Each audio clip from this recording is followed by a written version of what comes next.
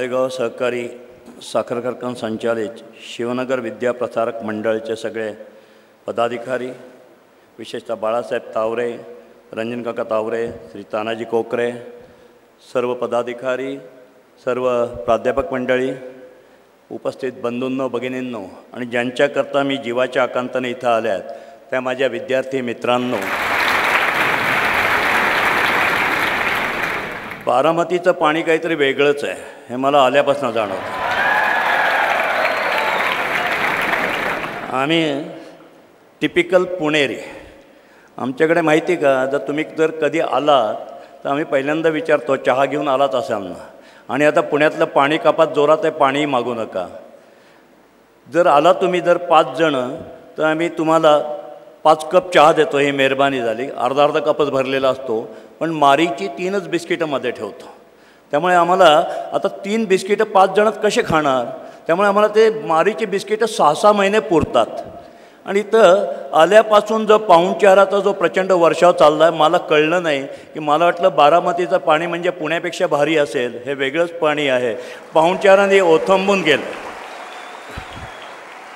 पहिली संस्था, कॉलेज, सहकारी, अरे तुमचं हृदय असं भरभरून आहे.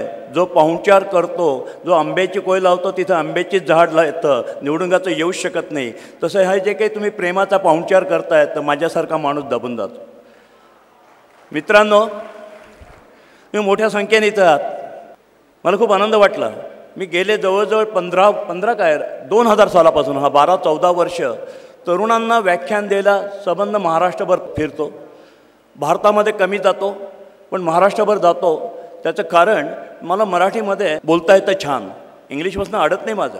पण काय झालं आहे, लहानपणापासून जन्मलो मराठीत, रडलो मराठीत, नाचलो मराठीत, भांडलो मराठीत, शिव्या पण मराठीत दिल्या. आणि मग कुठेतरी जायचं आणि उगाच हाय फाय इंग्लिशमध्ये गुड आफ्टरनून, गुड इव्हिनिंग आणि काहीतरी भार बोलायचं, ते काही मला पटत नाही. पण भाषेपासून काहीच अडत नाही. भाषेपासून तुम्हाला सांगतो काही अडत नाही. भाषा इथनं यायला पाहिजे, हृदयातनं यायला पाहिजे. हृदयातनं आलेली भाषा पटकन मेंदूतनं तोंडातनं फेकली जाते आणि तुमच्या बॉडी लँग्वेजवरनं बोलते. अरे पोरींना डोळा मारतो आणि आपण पोरगी पटवतो, काय लांबलचक लेक्चर देतो. हे मी तुम्हाला का सांगतोय, मी स्वतः माझा सगळं जो जन्म आहे मी ग्रामीण भागातनं आलेलो आहे. तुमच्यासारखाच आहे, तुमच्यातलाच मी आहे. तुम्ही तरी खूप नशीबवान आहात. माझं शाळेचं शिक्षण झालं कॉर्पोरेशनच्या शाळेमध्ये, मराठीमध्ये. सगळं कॉर्पोरेशनच्या शाळेत शिकल्यानंतर जेव्हा आता जगभर बिझनेस करतो आहे तेव्हा काही अडत नाही. आपल्याला वाटतं की आपल्याला फाडफाड इंग्लिश नाही आलं म्हणजे काय होईल, बिझनेस अडेल का? बिलकुल अडत नाही, काही अडत नाही. आज माझे जपानमध्ये पार्टनर आहेत, जपानी लोक येतात. फ्रान्समध्ये तर आम्ही डायरेक्ट पार्टनरशिप करून कॉलेज सुरू केलं आहे पुण्यामध्ये. कॉलेजमधून आठवतं, बाळासाहेब मला तुमच्या मंदिरात आल्यासारखं वाटतं. मी इतक्या ठिकाणी भाषण द्यायला जातो पण शक्यतो शिक्षण सम्राटांच्या इन्स्टिट्यूटमध्ये जात नाही. आज विद्येच्या प्रांगणात आल्यासारखं वाटतं. तुम्ही शिक्षण सम्राट नसून विद्येचे सम्राट आहात, हे खूप मोठा आनंद वाटतो. विद्यार्थ्यांनो, तुम्ही इथे जे शिकाल ते खूप चांगलं शिकाल, कारण ही माणसं तळमळीने शिकवत आहेत, हे देणग्या घेऊन शिकवत नाहीत. आज सभासदांच्या मेंबर्सला, मुलांना शिकवत आहेत. त्यामुळे हे खरं ज्ञानाचं, हे खरं मंदिर आहे. हे कुठलंही शिक्षण सम्राटाचं दुकान नसून ज्ञानाचं मंदिर आहे. त्यामुळे इथल्या मुलांचं भवितव्य खूप मोठं आहे. मी तुम्हाला मगाशी भाषेवरनं सांगत होतो की भाषेवरनं अडत नाही. मला तुम्हाला हाच कॉन्फिडन्स द्यायचा आहे. मला जसं जमेल तसं तुम्हाला स्टोरी सांगत जातो. स्टोरी सांगताना एक विनंती करतो, मी काही तुमचा तास घ्यायला आलेलो नाही आहे. आम्ही कॉलेजला होतो, माझे मित्र इथं आहेत. माझ्यावर कॉलेजला आम्ही कावळ्याची अंत्ययात्रा काढली होती, तेही इथं बसलेले आहेत. आज त्यावेळेला आम्ही चिकार धमाल करायचो. अरे आपलं वयाचं धमाल करायचं. माझी एकच मी तुम्हाला युक्ती सांगून ठेवतो. मी 1, सव्वा, दीड, पावणे 2 तास बोलेल. मला माहीत नाही मैफिल कशी रंगणार आहे. जेवढं माझ्याकडचं नॉलेज आहे ते द्यायचा प्रयत्न करेल. जे चांगलं असेल ते घ्या, वाईट असेल तर सोडून द्या. वाईट माझ्यावर ढकला, चांगलं स्वतःच्याकडे घ्या. परंतु जर मी तुम्हाला बोर करायला लागलो तर तुम्हाला मी एक पुणेरी युक्ती सांगतो. एक तर काय, माईक समोर गच्च भरलेला हॉल. आम्ही पुणेकर लोकांना अक्कल शिकवायला फार आवडते. मी कशाला माईक सोडू, मी चालूच ठेवेल तो माईक. पण जर मी तुम्हाला बोर करायला लागलो तर पुणेरी पद्धतीने टाळ्या वाजवा. म्हणजे कशा माहिती आहे, पुणेरी लोक टाळ्या वाजवण्याचे चिक्कू असतात. त्या कोपऱ्यातनं 2 येतील, मग या कोपऱ्यातनं 2 येतील, मग मधनं 2 येतील, सा रे ग म प द नि सा सारखं. मग आम्ही समजायचं की उरकायचं आहे. पण तुम्ही जर जोरजोरात टाळ्या वाजवायला लागला तर मला माहीत नाही इकडचे लोक उठून जातील की नाही माहीत नाही, मला किती वेळ सहन करतील, पण मी माईक सोडणार नाही. तेव्हा तुम्हाला मला कुठे बसवायचं थांबवायचं ते तुम्ही तुमचं ठरवा. मला हेच सांगायचं तुम्हाला की कशावाचनं अडत नाही म्हणजे काय. तुमच्याकडे भांडवल नाही आहे, पैसे नाही आहेत, हे घाबरू नका. कोणी काका मामा गॉडफादर नाही आहे, कोणी मंत्री नाही आहे आपल्या मागे, कोणी आमदार नाही आहे आपल्या मागे. तुम्ही अजिबात त्याची काळजी करू नका. शिक्षण कमी आहे, बिघडत नाही, पण शिक्षण असलेलं चांगलं पाहिजे, पण प्रॅक्टिकल शिक्षण पाहिजे. माझ्या भाषणात त्या मुद्द्यावर येणार आहे. आणि तावरेसाहेब आपल्याला विनंती करणार आहे की लॉर्ड मॅकेले नावाच्या नालायक इंग्लंडच्या गव्हर्नरनी आपल्या देशाचं कसं वाटोळं केलं आहे आणि आपली मुलं आज काय उद्योगधंद्यात पुढे येत नाही, मी या भाषणात तुम्हाला पुढे आल्यावर सांगतो. त्यामुळे शिक्षण कमी असलं तरी हरकत नाही. भांडवल नाही, शिक्षण नाही, कोणी गॉडफादर नाही, इंग्लिश फाडफाड बोलता येत नाही, तरी तुम्हाला मोठं होता येतं. फक्त तुम्हाला कामाची लाज वाटता कामा नये. कुठल्या कामाची लाज वाटता कामा नये. मी BSc झालो आहे, मी इंजिनिअरिंग झालो आहे, टेबल कसं पुसू, अजिबात लाज वाटता कामा नये. आणि सचोटीने प्रामाणिकपणे त्या कामात जर तुम्ही लोटून दिलं, ऑनेस्टली हार्डवर्क केलं, तर यश दोन्ही हात जोडून तुमच्यापुढे उभं राहतं. मी माझ्या तुम्हाला स्वानुभवाने सांगणार आहे, माझी जी स्टोरी असेल त्यातनं सांगत जाणार आहे. त्याची आधी भाषेचा मुद्दा म्हणून सांगतो, कारण माझं मराठीवर प्रेमच आहे. भाषेचा मुद्दा म्हणून माझे जॅपनीज पार्टनर येतात, त्यांच्याशी मला इंग्लिशमध्येच बोलावं लागतं. फ्रेंच पार्टनर येतात, माझे इस्रायलचे पार्टनर आहेत, मला दर महिन्याला चायनाला जावं लागतं. मला जर्मनीचे माझे पार्टनर येतात. कुठेही काही अडत नाही, कारण मित्रांनो आज हे काही जपान जो पुढे आहे, इस्रायल पुढे आहे, जर्मन पुढे आहे, चायना पुढे आहे, यांचं इंग्लिश ना आपल्यापेक्षा वाईट असतं. त्यामुळे त्यांच्याशी बोलताना फार सोपं असतं, आपलं इंग्लिश भारी ठरतं त्यांच्यापेक्षा. पण त्यांचं काही अडत नाही. सगळ्यात विचित्र इंग्लिश असतं 2च देशांचं. एक अतिशय गमतीशीर इंग्लिश म्हणण्यापेक्षा शुद्ध पुणेरी भाषा कशी असते मराठीतली, तसं ते इंग्लंडवाल्यांचं इंग्लिश सोपं असतं. ते अगदी ग्रामर सकट बोलतात. My name is Deepak Sakaram Kulkarni, I will be coming, like ते त्यांचं ग्रॅमॅटिकल इंग्लिश असतं. आणि दुसरं अमेरिकन इंग्लिश असतं, ते त्यांनाच कळतं. तोंडातल्या तोंडात ते अमेरिकन लोक काय बोलतात, हाय फाय, ते कळत नाही. पण म्हणून कुठेही अडत नाही. कसं अडत नाही मी तुम्हाला सांगतो. एक उदाहरण देतो आणि मग माझ्या स्टोरीकडे येतो. मी अमेरिकेत घरं बांधतो आहे. अमेरिकेमध्ये आत्ता थोडी सुधारणा झाली आहे. आता माझे हे 2-3 वर्ष झाली तिथं घरं बांधतो आहे. प्रचंड मंदी आहे तिथे. आज तिथे घरं बांधून झाल्यावर कोणी घ्यायला येतं की नाही असं प्रश्न, बघायलाही येत नाही, घ्यायला तर फार लांब राहिलं. त्यामुळे मी जेव्हा 2 महिन्यांनी तिथे जातो त्यावेळेला माझा तिथला मॅनेजर आधी अपॉइंटमेंट घेऊन ठेवतो. ज्यांना घर घ्यायचं असतं ते येतात. त्या एका रविवारी त्यांनी माझ्याकरता अपॉइंटमेंट ठेवली. एक चायनीज डॉक्टर येणार आहे. अमेरिकेमध्ये 2च कम्युनिटींकडे आज पैसा आहे. गोऱ्या लोकांच्याकडे बिलकुल पैसा नाही आहे, इंडियन लोकांच्याकडे आणि चायनीज लोकांच्याकडे. ते पैसा सांभाळून आहेत. चायनीज डॉक्टर घर घ्यायला येतं. मी वाट बघितली, सकाळी 10:30 चायनीज डॉक्टर आलं. चायनीज डॉक्टर आल्यानंतर मी त्यांच्याशी बोलायला सुरुवात केली इंग्लिशमध्ये. त्यांच्या इंग्लिशपेक्षा आपलं इंग्लिश केव्हाही चांगलं असतं, हे मी तुम्हाला नक्की सांगतो. आणि त्यांना ते घर आवडलं. मी त्यांना सगळं ते घर दाखवलं. पण मला तर म्हटलं की पण काय, संध्याकाळी माझी आई येईल, तिला जर हे घर आवडलं तरच हे मी घर घेईल. तिथलं घर म्हणजे ज्याला आपण प्लॉट म्हणतो त्याला ते लॉट म्हणतात. आपण घराला बंगला म्हणतो त्याला ते सिंगल फॅमिली हाऊस म्हणतात. साधारणतः $1 मिलियन हाऊस म्हणजे श्रीमंताचं घर धरलं जातं. हे $1 मिलियन हाऊस त्याला म्हणतात. अशा प्रकारे ते $1 मिलियन हाऊसचं होतं. तरी आपल्याला मुंबई पुण्याच्या फ्लॅटपेक्षा ते स्वस्त पडतं. 4.5 कोटींमध्ये 30,000 फुटाचा प्लॉट आणि 8,000 फुटाचा बांधलेला सुंदर बंगला एवढा स्वस्त आहे तिथे. संध्याकाळी त्या चायनीज बाई आल्या, 80 वर्षाच्या. वाटणार नाही, इथल्या तरुण मुलींना मी सांगतो की तुम्ही ती 80 वर्षाची स्त्रीसुद्धा 16 वर्षाच्या तुमच्या ऐश्वर्या रायपेक्षा चांगली दिसत होती, काटक. आता ते आल्यानंतर माझा प्रश्न आला. मी गुड इव्हनिंग मॅम म्हणालो.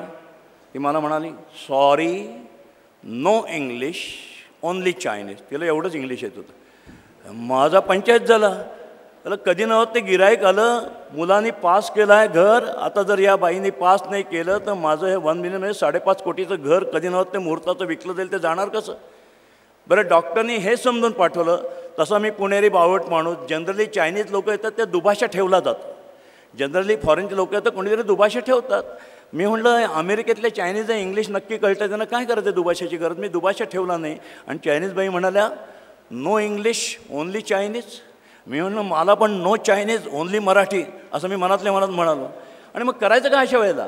नेहमी लक्षात ठेवा, जो कुलूप बनवतो ना तो चावी बनवतो.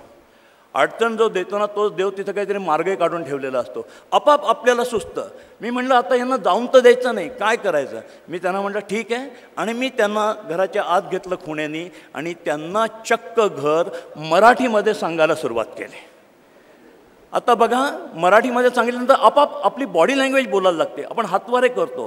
हा तुमचा डायनिंग हॉल आहे, इथं छानपैकी तुमचा मुलगा जेवत असेल, नातवंड तिकडनं पळत पळत पळत येतील, चला वरती तुम्हाला बेडरूममध्ये नेतो. तुमची बॉडी लँग्वेज सुरू होती आणि आपण ज्यावेळेला संकट येतो तेव्हा जीवाच्या आकांताने काम करतो. आपली भाषा हिला कळते की नाही, म्हणून मग मॅक्झिमम बॉडी लँग्वेजमध्ये आपण बोलतो आणि जे हृदयातनं येतं ते डोळे तुमचे कधी खोटं बोलून देत नाही, आपाप कळतं. आणि त्या माऊलीला माझी तळमळ धडपड कळली की हा माणूस एवढा धडपडतोय आणि सांगतोय. आणि तिला माझ्या मराठी भाषेतलं घर आवडलं. तिने मुलाला रेकमेंड केलं आणि मला चायनीज येत नसताना आणि तिला इंग्रजी कळत नसताना आणि मराठी कळत नसताना ते घर विकलं गेलं. त्यामुळे इंग्रजीचं किंवा कुठल्याही भाषेचा बाऊ करा, भाषा इथनं यायला पाहिजे. बघा कसं यश मिळतं. माझा तो बंगला आरामात विकला गेला. मी माझी स्टोरी सांगतो तुम्हाला. माझा जन्म 1950 सालचा. तो माझं पुण्यामध्ये कसबा पेठेमध्ये आम्ही राहायचो. माझे वडील पोलीस कॉन्स्टेबल होते. आई दुसरी पास एक स्त्री होती जी खेडेगावात ग्रामीण भागात सगळं त्यांचं लाईफ गेलेलं. नोकरीनिमित्त हे पुण्यात आलेलं आहे. त्यामुळे कसबा पेठेच्या वाडा संस्कृतीत माझा जन्म झालेला.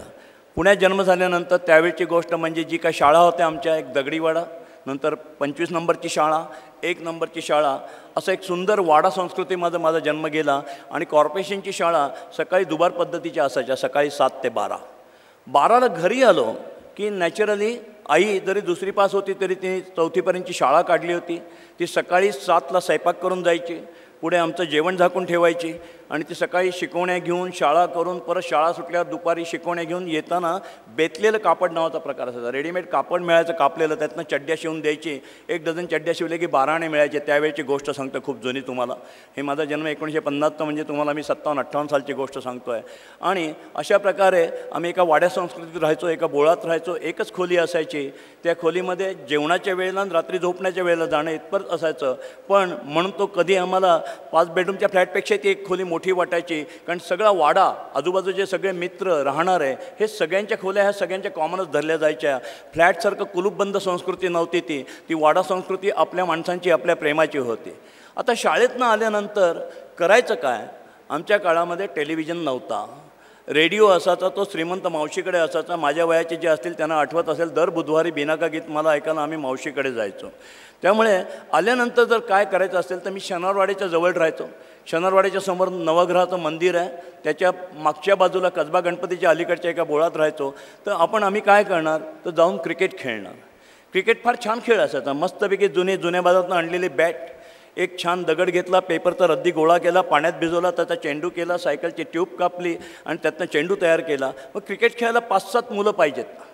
5-7 मुलं जर पाहिजेत तर हे सवंगडी कुठनं द्यायचे? कारण मी सदाशिव शनिवार पेठेत राहत नसून कसबा पेठेत राहत असल्यामुळे, जो आज मी DS कुलकर्णी आहे ते कसबा पेठमुळे असल्यामुळे, माझे जे सवंगडी होते ते कोण होते? एक रतन परदेशी, ज्याची चण्यामेण्याची फुटाण्याची गाडी होती त्याच्या व्यवसायाची. दुसरा होता भरत राठोड, ज्यांचा सुपारीच्या पुड्याचा व्यवसाय होता. आत्तासारख्या तुमच्या या पान मसाल्याच्या पुड्या नसायच्या, एक त्रिकोणी कागदाची पुडी असायची अशी चिंचोळी, त्यात ते सुगंधी सुपारी भरायचे आणि त्याच्यामध्ये ते खळीने ते चिकटवायचे. तिसरा होता आमचा बबन गोळे, ज्याच्या वडिलांचा टांगा होता. टांगा आणि रिक्षा जस्ट दोन्ही पुण्यात होते. टांग्यांचा अजून तिथं जोर होता पुण्यामध्ये. चौथा होता आमचा गणेश, जो अमृत तुल्य हॉटेलमध्ये कब्बशा द्यायचा. 5वा होता अरुण कुलकर्णी, ज्याच्या भावाची रिक्षा होती आणि हा सकाळी पेपरची लाईन टाक, दुधाची लाईन टाक, असे माझे सगळे सवंगडी कष्ट करणारे होते. आणि शाळा सुटून आल्यानंतर यांना खेळायला जायचं झालं तर टिपिकल कसबा संस्कृती. कसबा पेठ म्हणजे तेल्या तांबोळ्याची वस्ती, असं लोकमान्य टिळकांनी वर्णन केल्याप्रमाणे कष्टकरी वर्गांची वस्ती. हे सगळे पोरांना शाळेत पाठवणार. शाळा शिकण्यापेक्षा त्यांचा रोजगार चालू, त्याच्यावर त्यांचं महत्त्व असायचं.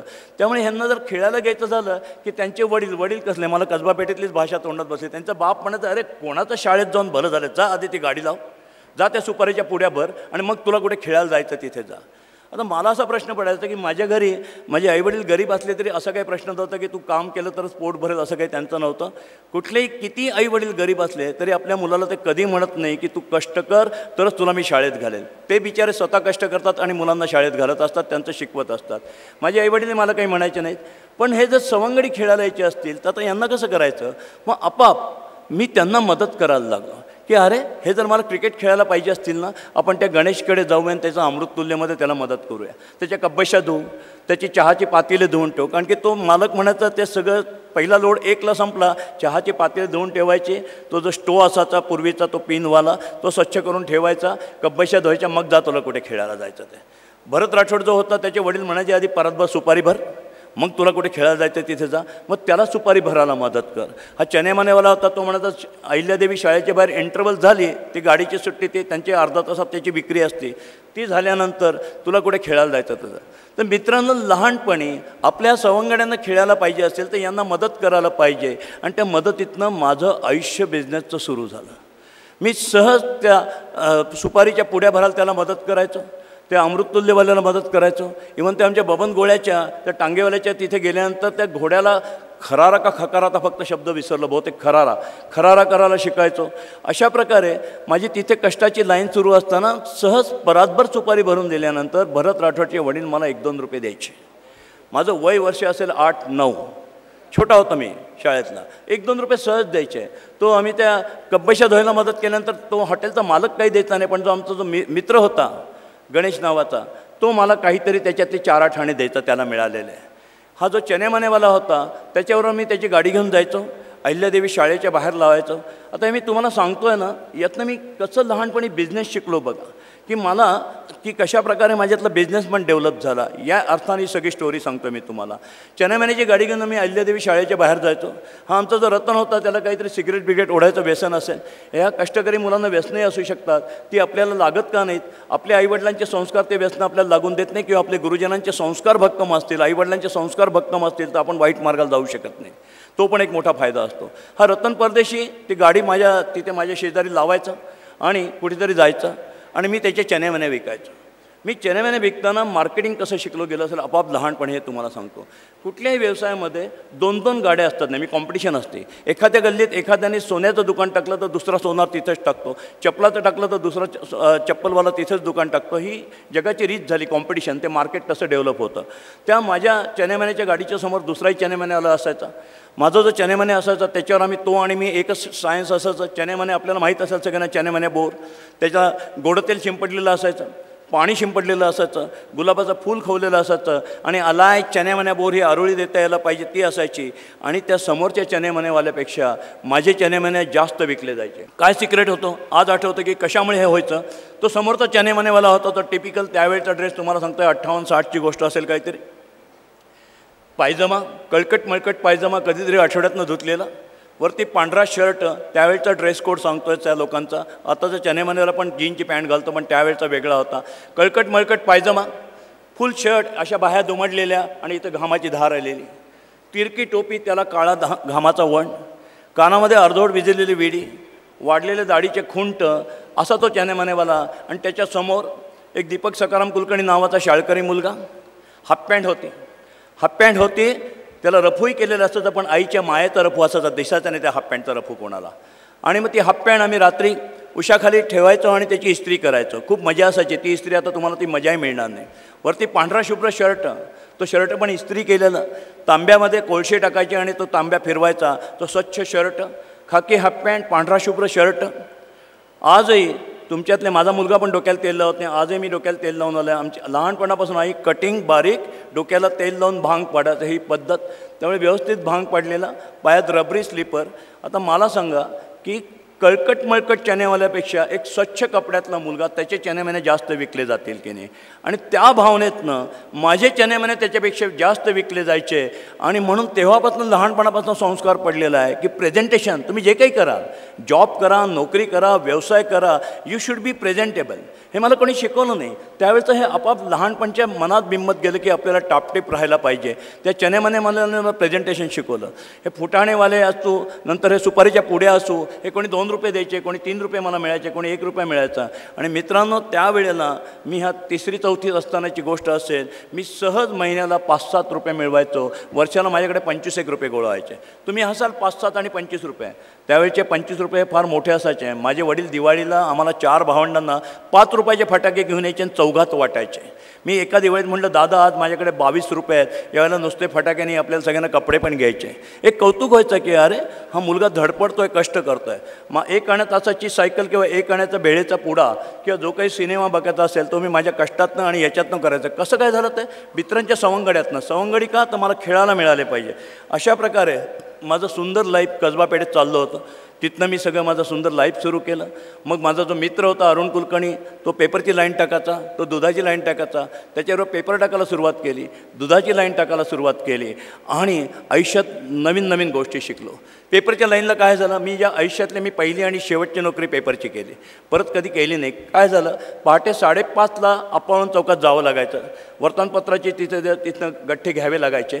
सायकलला पहिलं घर कुठलं येईल त्याप्रमाणे तो पेपर लावायचा. तावरेसाहेब, तुम्हाला आठवत असेल की पूर्वीच्या काळचे जे पेपर होते, पुण्यामध्ये काँग्रेसचा विशाल सह्याद्री होता, जनसंघाचा तरुण भारत होता. आता हे दोन्ही पेपर बंद झालेत पुण्यातले. मग प्रभात होता, केसरी आठवड्यातनं 2दाच निघायचा, सकाळ होता. मग जे पहिलं घर येईल त्याप्रमाणे तो पेपर लावायचा, सायकलवर टांग मारायची आणि टाकायला जायचं. पूर्वीचं पुणं सुंदर होतं, मगाशी बाळासाहेबांनी वर्णन केलं, ते पुणं आता राहिलं नाही, आता सगळं कॉन्क्रीट जंगल झालं आहे. पूर्वीच्या पुण्यामध्ये 4-4 महिने थंडी असायची, नदी दुथडा व्हायची, 5-5, 6-6 महिने नदी दुथडा व्हायची. मुळामुठा नदीच्या काठी दोन्ही बाजूला हिरवळ असायच्या, तालमी असायच्या. RSSवाले आणि सेवादलवाले हातात घालायचे, भांडायचे नाहीत. त्यांच्या तिथे हिरवळीवर दुतर्फा कवायती चालायच्या आणि त्या नदीला एवढं सुंदर पाणी असायचं की आम्ही गणपती विसर्जन करायला होडीत बसून जायचं. असं ते सुंदर पुणं होतं. थंडी 4-4 महिने हालायची नाही आणि नदीच्या पूर कसला, 6-6 महिने नदी दुथडा वाहत असल्यामुळे पैलवान मंडळी लकडी पुलावर उडी मारायचे आणि स्टॅमिनाप्रमाणे ओंकारेश्वर किंवा अमृतेश्वरमध्ये बाहेर पडायचे. त्या थंडीचे दिवस असतील कदाचित, किंवा खूप थंडी पडली असेल किंवा पाऊस झाला असेल, मला आठवत नाही आता लहानपणचं. मला वर्तमानपत्रात पोचायला त्या दिवशी 5:30च्या ऐवजी मी 6:15ला पोचलो. मालकाने एक बारकेशी थोबाडीत मारली आणि सांगितलं उद्यापासून कामाला यायचं नाही. मला वाईट वाटलं. तो म्हटलं की तू उद्यापासून कामाला यायचं नाही. तेव्हा म्हटलं ठीक आहे, मग मी माझी वर्तमानपत्राची लाईन काढेल. आता हे संस्कार कसे होतात बघा. लहानपणी कसबा पेठेत राहताना आई दिवसभर कष्ट केल्यानंतर संध्याकाळी सगळ्याच त्या कष्टकरी वर्गांचे लोक, सगळे कष्टकरी महिला, कष्टकरी लोक 7-7:30ला जेवण झाले की सगळ्या बायका गप्पा मारायला बसायच्या आणि त्याच्यामध्ये आईची स्टोरी आम्ही ऐकायचो. आईची स्टोरी ऐकताना काय ऐकली होती, माझी आई ती पण एक दुसरी पास स्त्री आहे. मग एका शाळेत मोलकर्णीचं काम करत होती. त्या मॉन्टेसरीच्या शाळा असायच्या, आता मॉन्टेसरीच्या शाळा कन्सेप्ट बंद झाल्या आणि तिथे तिचा अपमान झाला. तेव्हा तिने ठरवलं की नाही, मी माझी शाळा काढेल. आणि एका दुसरी पास स्त्रीने 4थीपर्यंतची शाळा काढली. हे कधीतरी तिच्या मैत्रिणींना सांगितलं, ते आमच्या बालसंस्कार झाले. तेव्हा मी ठरवलं, अरे मला थोबाडीत बसले, मी माझी वर्तमानपत्राची लाईन काढेल. आणि मी माझी स्वतःची वर्तमानपत्राची लाईन काढली. तेव्हा कळलं की थोबाडीत मारली ती योग्य होती. त्याचं कारण, आपल्या घरी जर रोज सकाळी तुमच्याकडे सकाळ येत असेल 7 वाजता, एक दिवशी तो 7ला आला, एक दिवशी 7:30ला आला, एक दिवशी 7:45ला आला, तर तुम्ही त्या पोऱ्याला म्हणाल उद्यापासून येऊ नको. आपण हॅबिट होतो की त्याच दिवशी तो पेपर मिळाला पाहिजे, कुठला असेल तो, पुढारी असेल, लोकमत असेल, लोकसत्ता असेल. ते हॅबिट करता ते पंक्च्युलिटी पाहिजे. जसं मला चण्यामण्याच्या गाडीने प्रेझेंटेशन शिकवलं की स्वच्छ असले की तुमचा माल जास्त खपतो आहे, तसं वर्तमानपत्राच्या लाईनीने मला पंक्च्युलिटी शिकवली. माझं वर्तमानपत्राची लाईन सुरू झाली. मला त्यावेळेला आठवतं आहे, आपल्या वेळेला माझ्या वयाचे असतील मॅट्रिकचा रिझल्ट होता, SSC रिझल्ट असायचा त्यावेळेला. आत्ता इंटरनेट किंवा असा प्रकार नव्हता.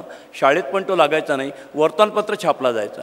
मला आठवतं की एकदा मी त्या वर्तमानपत्राच्या लाईनमध्ये हे चालत असताना पुणे हेराल्ड नावाचं इंग्लिश पत्र होतं, इंग्लिश वर्तमानपत्र होतं, त्यात SSC रिझल्ट छापून यायचा. मी दुपारी 4ला गेलो, ईस्ट स्ट्रीटला पेपर मिळवले, सायकलला लावले, सायकलला टांग आणि आला आहे SSC रिझल्ट म्हणून सुरुवात केली.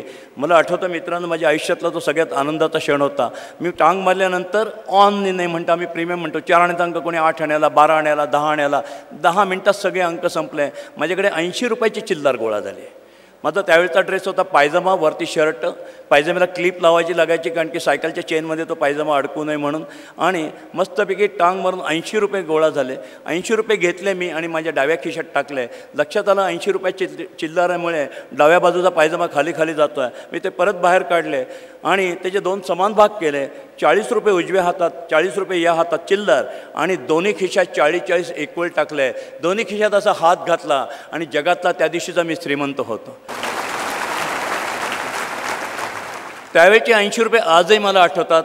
आत्ता मी साधारणतः 4-1 हजार कोटीचा व्यवसाय करतो, पण 4,000 कोटी मला खुपतात आणि 80 रुपये आजही मला आनंद देतात. तर आनंद कुठे मानायचा, कष्टाचा आनंद कसा असतो, पैशाचा आनंद कसा असतो, ते लहानपणच्या कष्टातनं मला शिकायला मिळालं. अशा प्रकारे माझी वर्तमानपत्राची लाईन चालू होती. आम्ही दूध टाकायला जायचो, दुधाची लाईन चालू होती. मला आठवतं अलकाटकीच्या शेजारी साठ्यांची नर्सरी होती. मी नावासकट एवढ्याकरता बोलतो की तुम्ही तरुणांना असं नको वाटायला की हा माणूस DS कुलकर्णी काही थापा मारतो की काय. आम्हाला पुणेकरांना सवय असतं, बोलेल तर पुराव्यासकट बोलेल, खोटं नाही बोलणार.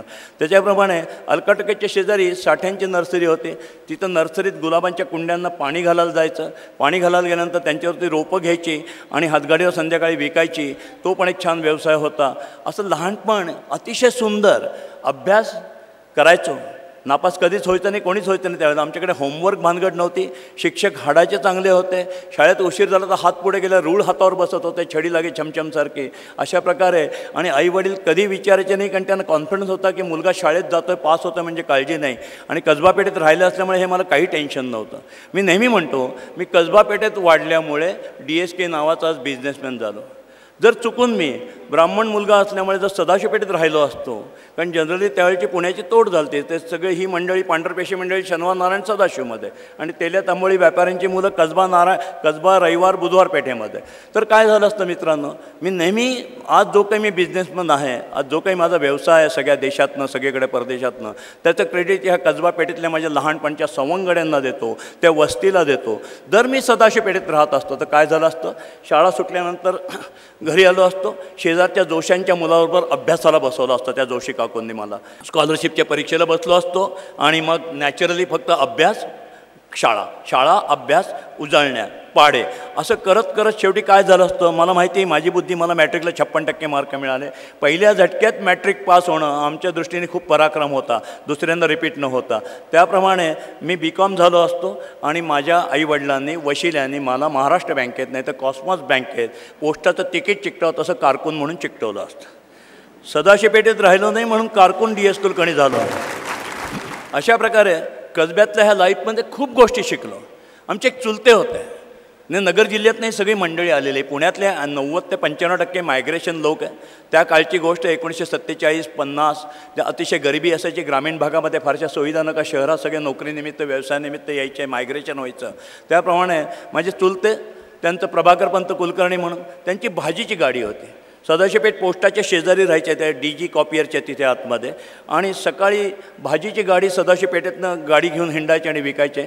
संध्याकाळी झाल्यानंतर सदाशिवपेठ हौदाच्या शेजारी, आता तो बहुतेक पाडला आहे, तिथे जोगळेकर भाजीवाल्यांचं एक दुकान आहे, त्याच्या खालती रस्त्यावर भाजी विकायला बसायचे. माझे वडील पोलीस कॉन्स्टेबल असल्यामुळे त्यांच्या शिफ्ट असायच्या. जेव्हा त्यांची शिफ्ट अशी असेल की सकाळी त्यांच्या भावाकडे जाता यायचं, त्यावेळेचे हे चुलत भाऊसुद्धा समवयस्क असायचे, अशी ती पूर्वीची रचना होती. आणि सकाळच्या वेळेला ते त्यांच्याकडे जायचे.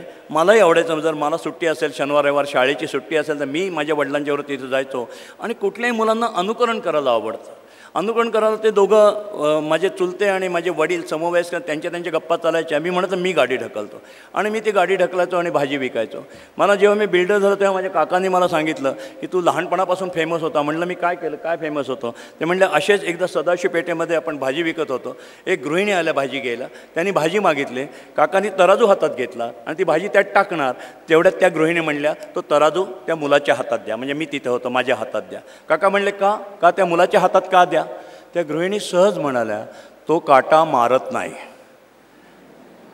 आता काटा मारत नाही, आता ही त्यावेळेला काही माझ्या आत्ता त्या लक्षात नाही, काका सांगतात तेव्हा. पण संस्कार काय झालं आहे की अरे तराजूचा काटा ग्राहकाच्या दिशेला झुकलेला पाहिजे, आपल्या दिशेला नाही. कळत न कळत हे संस्कार झाले की तराजूचा काटा ग्राहकाच्या दिशेला झुकलेला पाहिजे. 80 रुपयाची चिल्लर 4000 कोटीपेक्षा महत्त्वाची आहे, हे वर्तमानपत्राचा रिझल्ट विकताना कळलं. तसंच गुलाबाचं फूल लावून नुसतं भागणार नाही, तुम्हाला स्वच्छ दिसायला, वागायला, बोलायला पाहिजे, हे चेहऱ्यामध्ये विकताना कळलं. प्रामाणिकपणे सुपारीच्या पुड्या भरल्या, खरारा घोड्याला केला किंवा तुम्ही कब्बशा धुतल्या तर तो मालक कौतुकाने 1-2 रुपये देतो. त्याला काही नोकरी म्हणून एवढेच का कमी देतो, जास्त का देत नाही असं न म्हणता जे कौतुकाने घेतो ती कष्टाची शाबासकी असते. अशा प्रकारचे छोटे छोटे संस्कार माझ्या लहानपणी झाले आणि म्हणून आज हा DS कुलकर्णीचं जे बिझनेसचं मूळ आहे ते तिथे घुसलं.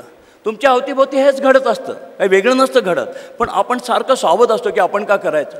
माझे आईवडील मी लकी आहे की आईवडील म्हणल्याने कब्बशा का धुतो, कशाला चॅनेमॅने विकतो, कशाला त्या घोड्याला खकारा करतो, असं नाही म्हणलं. मी नशीबवान आहे त्या बाबतीत, कारण त्यांना म्हणायला राईट होतं, कारण की ते म्हणत होते आम्ही काय तुझी फी भरत होतो, आम्ही काय तुला काय उद्योग करायला सांगत होतो का. पण अशा प्रकारे कुठल्याही कामाची लाज न वाटता पोरगं शिकते ना, शिकू दे, अशा प्रकारे त्याला प्रोत्साहन मिळणं किंवा आजूबाजूला जे घडतं ते बघणं हे खूप आवश्यक आहे आणि त्यातनं आपलं करिअर घडत असतं.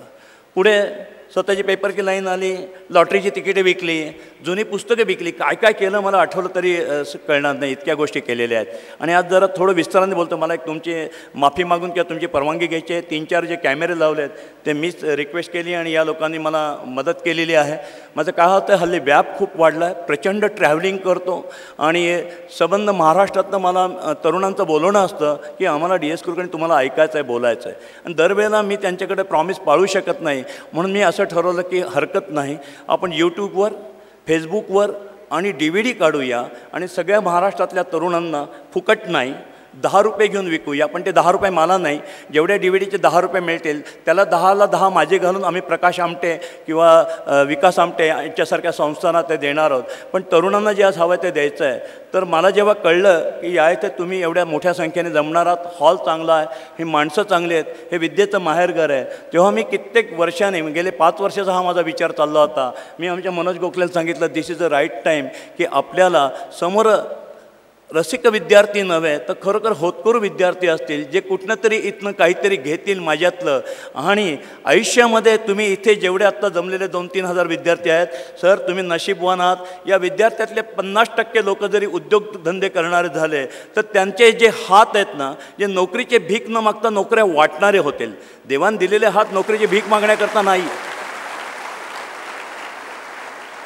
आणि माहीत नाही कोणी जर्मनीत भेटेल, कोणी चीनला भेटेल. आता जग छोटं झालं आहे मित्रांनो. पोहायचं असेल तर विहिरीत उड्या नाही मारायच्या. विहिरीत तर मारल्या, ते शिकला, पाया तिथे घेतला. तलावात शहरात आला तो काही तलावात उड्या मारण्याचे दिवस नाही राहिले. नदीत तर पाणीच संपून गेलं, सगळ्यांनी पळवलं ते नदीचं पाणी. आता नदीत सगळी गटारगंगा झाली. समुद्रात पोहायला पाहिजे तर पुढे जाता येतं. आता सगळं जग मार्केट झालेलं आहे. नुसतं पुणे, मुंबई, बारामती करून भागणार नाही. आज तुम्हाला विचार करायला पाहिजे, जर्मनमध्ये मी काय विकू शकतो का? तुमच्या शेतातलं डाळिंब असं ते मी जर्मनमध्ये का विकू शकत नाही? अमेरिकेमध्ये माझा आंबा घेत नाही कारण त्यांना त्यांचा प्रॉब्लेम आहे, तिथे मला काय करता येईल? अशा प्रकारे जग हे आपलं सगळं बाजारपेठ झालेलं असल्यामुळे आपल्याला सगळे जगभर जायचं आहे. आणि या दृष्टीने मला तुम्ही जेव्हा इथं बोलवलं तेव्हा आनंद वाटला. तेव्हा मी तुमची परवानगी घेतली, आपल्या मित्रांची परवानगी घेतली नव्हती. मित्रांनो, आज तुमच्या मदतीने, तुमच्या साक्षीने ह्या DVD जगभर जाणार आहेत. अमेरिकेपासून सगळीकडे मला मित्रमंडळी DVD पाठवायला मागतात. ज्यांना मराठी येत नाही असे पण नॉन मराठी कळणारे मागतात. आणि त्या कॅमेऱ्यात तुम्ही कुठेतरी असाल आणि मला खात्री आहे की एक दिवशी तुम्ही कुठले तरी जगाच्या कोपऱ्यात, कदाचित मी थकलेलो असेल, हे थकलेले नसतील, तुमचे गुरुजन असतील आणि तुम्ही सांगाल, तुम्ही ओळखलं का DS कुलकर्णी मला? नाही, कोण? मी चव्हाण, मी पवार, आज माझा अमेरिकेत उद्योग आहे. तुम्ही एवढे मोठे व्हा, एवढे मोठे व्हा की तुमच्याकडे बघताना आमची मान अवघडली पाहिजे. एवढे मोठे व्हा तुम्ही. आणि तर मग माझ्या भाषणाचं सार्थक झाल्यासारखं होईल. मी हेच वाटायला आलं, विचार वाटायला आलं की येस, तुम्हाला उद्योजक होता येतं, नोकऱ्या वाटता येतात, नोकऱ्या कशाला घ्यायच्या, आणि सहज सोपं आहे. मला जसा वेळ पुरेल, वेळ मिळेल, तुम्ही जितकं कंटाळणार नाही तशा 100 गोष्टी मी तुम्हाला सांगतो की बिझनेस कसा होतो, कसा करायचा असतो. तर परत मित्रांनो, परत माझ्या मूळ स्टोरीकडे येतो. मग छानपैकी हे माझं लाईफ पुस्तकं आम्ही जोगेश्वरी पैसे जुनी पुस्तकं विकायचो. 5वीतले पुस्तकं 6वीतल्या परत पुढच्या वर्षी जे येतील त्यांना जुन्या पुस्तकांचा बाजार होता तो. लॉटरी तिकीटं, अत्तरं, फटाके, हे छोटे छोटे बिझनेस सगळेच करतात. मी नेहमी म्हणतो, मी कसबा पेठेत जन्मल्यामुळे मला छोटे छोटे बिझनेस सुचले. माझ्या आजूबाजूचे जे माझे मित्रमंडळी होते त्यांचे छोटे छोटे व्यवसाय होते आणि तेच मला शिकायला मिळाले. आणि त्यातनंच पुढे मग मोठे व्यवसायाची पेरणी झाली. मग पुढे मॅट्रिक झालं पास. आयुष्यात सगळं सत्य पण आपण ॲक्सेप्ट करायला पाहिजे. मॅट्रिक 56% पास झालं, 56% मार्क मिळाले, पहिल्या झटक्यात सुटलं. आईची इच्छा होती. आई म्हणाली, दीपक डॉक्टर होणार का? म्हणलं शक्य नाही बाई, डॉक्टर नाही होणार. कुठल्या आईला वाटतं ना, त्यावेळची जी स्टोरी आहे हे 1965-66ची. आत्ता तरी तुम्ही IT BT इतर गोष्टी बोलतात, त्यावेळेला आमच्याकडे पोराने का व्हायचं, डॉक्टर नाही तर इंजिनियर. म्हणजे डॉक्टर नाही होणार. म्हणलं इंजिनियर तरी होतो का रे मेल्या? म्हणलं होतं, इंजिनियर होतं. म्हणजे काय करावं लागेल? तर सायन्सला जावं लागेल, प्री डिग्री सायन्सला. आता प्री डिग्री सायन्सला 56%ला ना फरक. त्यावेळेला एवढे कॉलेज नव्हते. तुमचं कॉलेज पण मला वाटतं 66 साली नव्हतं साहेब. 66 साली आपलं कॉलेज नव्हतं, नाही तर मला इथे यायला मिळालं असतं. BMCC होतं. बरं. तर मला प्री डिग्री सायन्सला MES college, SP college, Fergusson college, त्याला गरवारेला MES म्हणायचे, गरवारे नव्हते म्हणत. कुठे ॲडमिशन मिळणं शक्य नव्हते कारण की मार्क 56%. तरी आईची जिद्द आईने सोडली नाही. तिने मला वाडिया कॉलेजला ॲडमिशन मिळवून दिली कॅम्पातल्या. आता ते वाडिया कॉलेजला प्री डिग्री सायन्सला मला ॲडमिशन मिळाले. अरे बापरे, मला टोटल मराठी माध्यमातनं चने विकत तिथल्या त्या श्रीमंत मुलांच्यात. त्यावेळची फॅशन पण काय भयानक होती. बेल बॉटम नावाची घाणेरडी पॅन्ट, चमचमीत कपडे आणि ते सगळे श्रीमंत पोरं, आणि तिथे मी गेलो. व्हायचं तेच झालं. वर्षभरमध्ये जेवढे म्हणून त्या श्रीमंत मुलांबरोबर उन्हाडक्या केल्या तेवढ्या केल्या. इंग्लिशचा एक शब्द डोक्यात शिरेना. आणि प्री डिग्री सायन्सचा जेव्हा रिझल्ट लागला तेव्हा त्या मास्तराला लाज वाटली म्हणून मराठी सोडून सगळ्या विषयात मला नापास करताना त्यांनी 2-2, 3-3 तरी मार्क दिले. ते म्हणजे शून्य कसे द्यायचे. आणि मराठीमध्ये मात्र 100पैकी 80 मिळाले. ती गंमत झाली. मग 100पैकी 80 का झाले, तर त्यावेळेला त्या मराठीच्या पत्रिका आपल्या पेपरमध्ये निबंध होता माझा आवडता नेता म्हणून. आणि माझ्या हृदयात लहानपणापासून वीर विनायक दामोदर सावरकर बसलेले. मी त्यांच्यावर लेख लिहिला. त्यावेळचे जे शिक्षक होते, जस्ट तो भाग होता तो सावरकर प्रेमींचा. आता सावरकर प्रेमी कमी किंमत झाले, त्या पिढ्या संपल्या. ते शिक्षक सोमण सर होते, सावरकरांचे वेड आहे. ते म्हणले DS कुलकर्णी नुसतं सावरकर एवढंच वाक्य वाचलं, खाली तू काय लिहिलं वाचलंच नाही, मी तुला 80 मार्क देऊन टाकले. कारण की ते म्हणले तर मी 100पैकी 100 दिले तर नोकरी गेली असते. भाषेत 100पैकी 100 कोणाला मिळत नाही. अशा प्रकारे माझं प्री डिग्री सायन्सचं इंजिनियर व्हायचं स्वप्न तिथंच विरलं. मी आईकडे गेलो. आईला म्हणलं, आई खोटं नाही बोलतायत. आयुष्यावर वर्षभर मराठीतला एकही शब्द ते बोलले नाहीत, ना विद्यार्थी बोलले नाहीत. ते काय धेडगुजरी हिंदी इंग्लिश बोलायचे. शिक्षक काय बोलले ते मला कळलं नाही. मला काय इंजिनियर होता येणार नाही, तू मला कॉमर्सला घाल. मग तिने मला ठीक आहे म्हणाली. तिने मला ते माझं वर्ष वाया गेलं आणि मग मला कॉमर्सला तिने घातलं. आणि माझा आयुष्याचा एक वेगळा प्रवास सुरू झाला. मित्रांनो, आयुष्यामध्ये वेगळा प्रवास प्री डिग्री आणि FY. माझ्यावर मगाशी माझे सहकारी मित्र भेटले होते. आम्ही कॉलेजलाही धमाल करायचो. कॉलेजला धमाल करताना एक धमाल तुम्ही करता की नाही माहीत नाही, का तुमची संस्था करून देते की नाही माहीत नाही. आम्ही आमच्या कॉलेजमध्ये एक कावळा मरून पडला होता. कावळा मरून पडल्यावर आमच्या पोराने ठरवलं त्याची अंत्ययात्रा काढायची. एकाने चकोट केलं, एकाने बडकं केलं, एकाने तिरडी भरली आणि ते राम बोलो करत करत मोठीच्या मोठी त्याची प्रेतयात्रा निघाली. आता झालं ते कॉलेज कोणाचं होतं? महाराष्ट्र एज्युकेशन सोसायटी, सदाशिव पेटी कॉलेज. दुसऱ्या दिवशी केसरीमध्ये लेख लिहून आला, MSO सोसायटीच्या विद्यार्थ्यांना झाले तरी काय, ही पिढी कुठे जाणार. झालं आम्हाला त्यांनी रस्टिकेट करून टाकलं एका कावळ्यावरनं त्या सगळ्या विद्यार्थ्यांना. आणि अशा प्रकारे त्या कॉलेजच्या ह्या सुंदर दिवसामध्ये तिथे मी डिबेटिंग सेक्रेटरी होतो. कॉलेजच्या लाईफमध्ये सगळ्यात भाग घ्यायचो. मग स्पोर्ट्स असो, डिबेटिंग सेक्रेटरी, NCC होतो. डिबेटिंग सेक्रेटरीमध्ये हा प्रकाश जावडेकर आमच्याबरोबर होता. आम्ही सगळी टीम घेऊन श्रीरामपूरला गेलो होतो. श्रीरामपूरला गेल्यानंतर डिबेटिंगच्या स्पर्धा होत्या श्रीरामपूरच्या कॉलेजमध्ये. आणि उगाच त्याचे वय असतं ते जोक करायचे सगळ्या सवयी लागलेल्या होत्या. एक विचित्र जोक केला आणि मला त्या स्पर्धेतनं बादच करण्यात आलं. मला काय माहिती की तो होईल. इमॅच्युरिटी असते ती कशी कामाला येते. आता मला छान भाषण बऱ्यापैकी करता येतं. त्यानं माईक हातात घेतला, म्हटलं तुमच्या श्रीरामपूरमध्ये आलो. तुमच्या श्रीरामपूरमध्ये काय सुंदर सुंदर तरुणी आहेत. एक छान तरुणी पुढे चालली होती. आता कॉलेजची पोरंपोरी ना, कॉलेजच्या पोरंपोरींच्या समोर असंच काहीतरी बोलायला पाहिजे सगळं डिबेटिंग स्पर्धामध्ये. आणि तिने छानपैकी असे सगळे मोकळे केस पाठीवर सोडले होते. आणि मी तुमच्या कॉलेजला स्पर्धेला यायच्या तिच्या मागे मागे मागे मागे आणि तर काय झालं पुढे. आणि मग काय झालं, मला म्हटलं अरे श्रीरामपूरमध्ये एवढी पाठीवर संपूर्ण केशसंभार सोडलेली तरुणी कोणी पुढून तरी बघू दे म्हणून पळत पळत पुढे जाऊन बघितलं. तर काय झालं, कुर्ले कुर्ले बाल देखकर दिल मेरा मचला, आगे चल के देखा तो सरदारजी निकला. तो फेटा घालला. मग दुसरा जोक मारला. मी म्हणलं माझ्या खिशातनं कंगवा काढला आणि समोर प्राध्यापक मंडळी बसली होती. आता मी काहीतरी ततपवायच्या वेळेची जी वेळ मारून द्यायला, कधी वेळ मारून द्यायची असेल आणि समोरच्या प्रेक्षकासमोर तुमची ततपप होऊन द्यायची नसेल आणि त्या विद्यार्थ्यांनी तुमची हुरियो करायची नसेल तर कुठला तरी आधी विनोद सांगा. हे तुम्हाला एक युक्ती सांगतो. आणि माईक हातात आल्यानंतर हा मोठा प्रश्न असतो. आपण काहीतरी अक्कल शिकवायला गेलो, एकदम गंभीर वाक्य बोलायला लागलं की समोरनं पोरं हुरियो करतात आपले, जेव्हा आपण यंग असतो तेव्हा. मग दुसरा काढला, कंगवा काढला आणि असं कंगव्यावरनं खिशात भांग काढायला सुरुवात केली. समोरच्या माझ्या प्राध्यापक मंडळींची माफी मागून, त्यांच्या टकलाकडे बघून म्हणून त्यांची माफी मागून मी माझा केस करतो. त्यामुळे अजून एक विरोध झाला. त्यातले एक प्राध्यापक तिरीमिरीने उठले आणि म्हणाले हा कोण स्पर्धक याला आधी बाहेर काढा, चांगलं काही बोलायचे असं का बोलतंय. अशा प्रकारे माझ्या पहिल्या स्पर्धेचा छान निकाल लागला. असं ते कॉलेजचं छान जीवन चाललेलं होतं. आणि त्या कॉलेजच्या छान जीवनामध्ये प्री डिग्री FYला माझं एका मुलीवर प्रेम पण बसलं ऐन 19-20 वर्षामध्ये. आता हे मी तुम्हाला का सांगतोय, आयुष्यामध्ये तुम्ही पण एवढे स्वच्छ, ट्रान्सपरंट, बेदरकार राहा. बघा यश कसं मिळतं, काही लपून ठेवत जाऊ नका.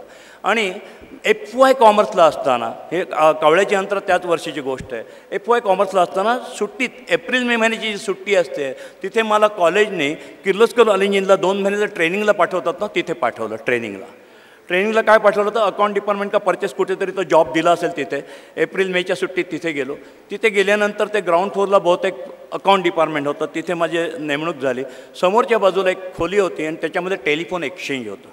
तुमच्या पिढीला मोबाईल आणि या सध्याच्या फोनमुळे जुने फोन माहीत नसतील.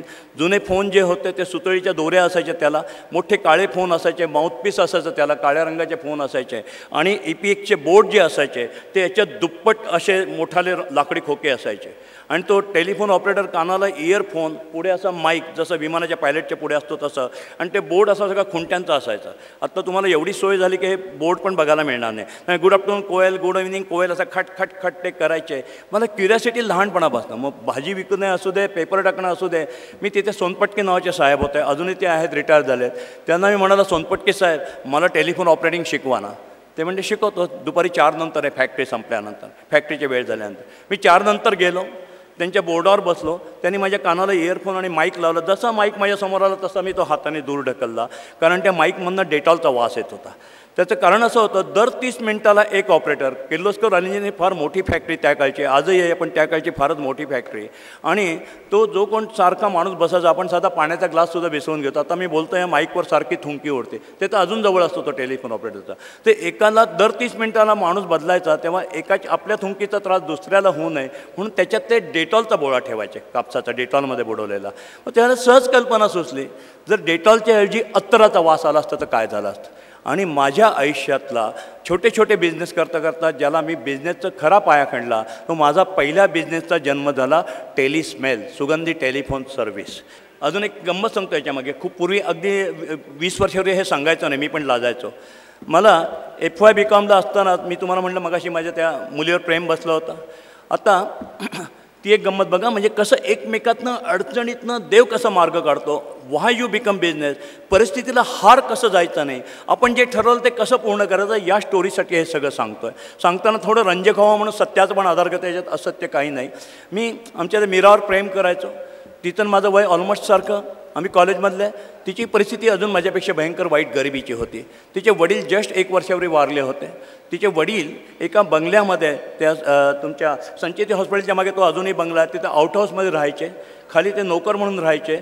आणि ते वारल्यामुळे त्या मालकाने सांगितलं की आता नोकरनामा होता, रेंटॅक्टचा संबंध आहे, तुम्ही जागा खाली करा. माझ्या सासूबाईंना 2 मुली आणि 2 मुलं, ही थोरली मुलगी, आणि राहायला फक्त 10 बाय 10ची खोली. आणि आता करायचं काय. त्यामुळे त्यांचा प्रश्न की आता करत ते कुठेतरी डोश्याचं पीठ विक, इडल्या विक, असं सगळं जीवन करायचे. आता माझा त्या मुलीवर प्रेम बसलेलं. माझी अवस्था, मी FY BComला आहे. SY BComला आता जाणार. माझ्यापेक्षा माझी मोठी बहीण आहे, माझा मोठा भाऊ आहे, त्यांची लग्न व्हायची आहेत, आमचं शिक्षण चाललं आहे. आणि मी ते इथं प्रेम करतो आहे, कारण कॉलेज वयात प्रेम तर होतं, झालं तर पळून जात नाही फक्त मी. आणि मग माझ्या सासूने माझ्यापुढे प्रश्न मांडला, हे बघ बाबा, तुझं जर माझ्या मुलीवर प्रेम असेल तर तू 1 महिन्यात तिच्याशी लग्न कर. कारण की आता ही मला जागा सोडायला लागते, मी नातेवाईकाकडे जाणार अस्त्रितासारखी, तरुण घरातली मुलगी घेऊन मी जाऊ शकत नाही. तू करणार नसेल तर तिच्याशी लग्न करायला हा मुलगा तयार आहे, तू कृपया तिचा नाच सोड. त्यांचं काहीच विरोध नाही ना, करायचं तर लग्न करणं प्रेम आहे तर, नाही तर नाच सोड, एक खाणारं तोंड कमी होईल. ती म्हणली, या गरिबीमध्ये माझे पती वारलेले, मी काय करू. आता आमच्यापुढे प्रश्न पडला की अरे आपण प्रेम तर करतो आहे, अजून FY BComला, माझ्या घरात कळलं तर काय हाहाकार होईल. 3 नंबरच्या भावानं लग्न केलं तर माझ्या बहिणीला कोण स्थळ मिळणार. आणि आता करायचं काय. आम्ही निर्णय घेतला, आपलं प्रेम खरं आहे ना, आम्ही लग्न केलं. चक्क गपचूप ठेवलं, चक्क उठलो आणि आळंदीला जाऊन लग्न केलं. किती रुपयात लग्न झालं तुम्हाला सांगतो. माझ्याकडे त्या दिवशी साधारणतः 22 ते 24 रुपये होते. भाव खायचे पहिल्यापासून सवय. टॅक्सीतनं जाऊ म्हटलं, टॅक्सी गेली खिशात पैसे नसताना. बरं तो टॅक्सीवाला बघतो, आम्ही नवरा बायको उत्साही मुलं मुली दिसतात, तो बिचारा आशीर्वाद दिल्यासारखा आला. तिथं गेलो, भटजीची दक्षिणा त्यांनी अपेक्षापेक्षा जास्त घेतली. दुपारी 4 वाजता परत आलो, तोपर्यंत उडप्याची हॉटेल सगळी बंद झाली होती, म्हणजे राईस प्लेट बंद झाली होती. मग डेक्कनवरच्या मोतीमहलमध्ये गेलो आणि तिथे एक मसाले डोसा आणि गुलाबजाम खाऊन आम्ही आमचं लग्न साजरं केलं. आता टॅक्सीवाला बाहेर उभा होता, त्याला म्हटलं बिल किती झालं, तर म्हटलं 62 रुपये, खिशात 1 रुपया नाही. आता करायचं काय. त्याला म्हटलं दादा आशीर्वाद दे, लग्न केलं, आता पहिल्या दिवशी भांडू नको, तुला मी 3 दिवसांनी तुला पैसे देईल, पाहिजे असेल तर मी तुला आता चेक देतो. मी त्या टॅक्सीवाल्याला पोस्ट डेटेड चेक दिला आणि माझी लग्नाची वरात टॅक्सीतनं पूर्ण केली. अडचणीतनं अशा गमती जमती करत ते लग्न झाल्यानंतर आता करायचं काय. मी पेपर टाकायचो, मी फुटाणे विकायचो, मला पैशाची काळजी नव्हती. तिला मी नारायणपेठेतल्या हिंदू महिलाश्रम आश्रमच्या लेडीज हॉस्टेलमध्ये ठेवलं, घरी लपून ठेवलं. आणि त्या दिवसापासनं आमच्या याच्यामध्ये मी आणि माझा धाकटा भाऊ मला मदत करायचा. माझ्या आईला प्रश्न पडला, आम्ही दोघं भाऊ आता जास्त पोळ्या का खायला लागू. आम्ही रोज मी 2 पोळ्या पवळायचो, माझा भाऊ 2 पोळ्या पळवायचा. आम्ही प्लॅस्टिकच्या पिशवीत पोळ्या टाकायचो आणि तिला तिथे नेऊन पोचवायचं. गंमत असते लाईफमध्ये. आणि दिस इज द लाईफ.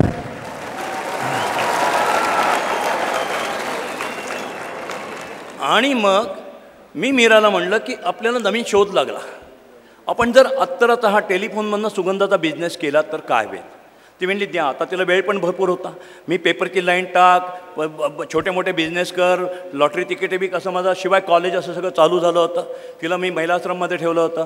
तिने बघा आपाप सगळं कसं आपल्या अडचणीतनं निघतं. मी म्हटलं ठीक आहे, अत्तराचा वास लावायचा. नुसतं अत्तराचा वास लावून कसं होईल, आपण टेलिफोन साफ करूया. साफ करायला काय लागेल, एक पिवळा फडका घेतलं. पेट्रोल पंपावरनं मिन क्रीमचा डबा, अजूनही तो लाल रंगाचा डबा मिळत असेल, असं पांढरी क्रीम असते, ती घेतली आणि ते घेऊन त्या टेलिफोनला पॉलिश केलं. त्याला चमक येईना. मीराला म्हटलं चमक यायला पाहिजे, काहीतरी तू जादू कर ना गं. तिने जादू केली. ते म्हणजे थांबा मला 1-2 दिवस द्या. आमच्या काळी आता लायब्ररी किती राहिल्यात माहीत नाही. किताब मिनार लायब्ररी नावाची पुण्यात लायब्ररी होती, लोकमान्य लायब्ररी होती. महिना 3 रुपये का 4 रुपयात पुस्तकं वाचायला मिळायचे. ती लायब्ररीत गेली, असंख्य ज्ञानाची पुस्तकं तिथं पडलेली आहेत मराठी भाषेतली.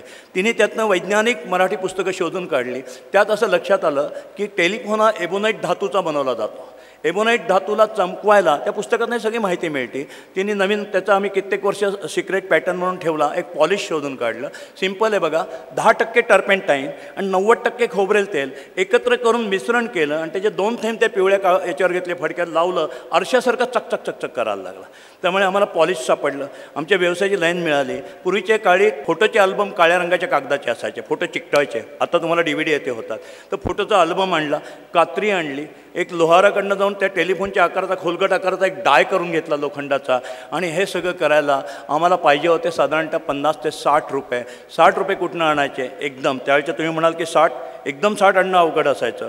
मग आम्ही काय करायचं म्हणलं तर तिच्याकडे मॅट्रिक पास झाल्यानंतर तिच्या वडिलांनी तिला कानातले डून आणि ट्रान्झिस्टर दिला होता. आमच्या काळी ट्रान्झिस्टर त्यावेळेला म्हणजे श्रीमंतीचं लक्षण, हातात ट्रान्झिस्टर घेऊन गाणं ऐकणं एक वेगळं रूप असायचं. TV चे दिवस नव्हते ते. आणि मला माझ्या वडिलांनी मॅट्रिक पास झाल्यावर हेनरी सँडोजचं घड्याळ आणि हरकुलेसची सायकल घेऊन दिली होती.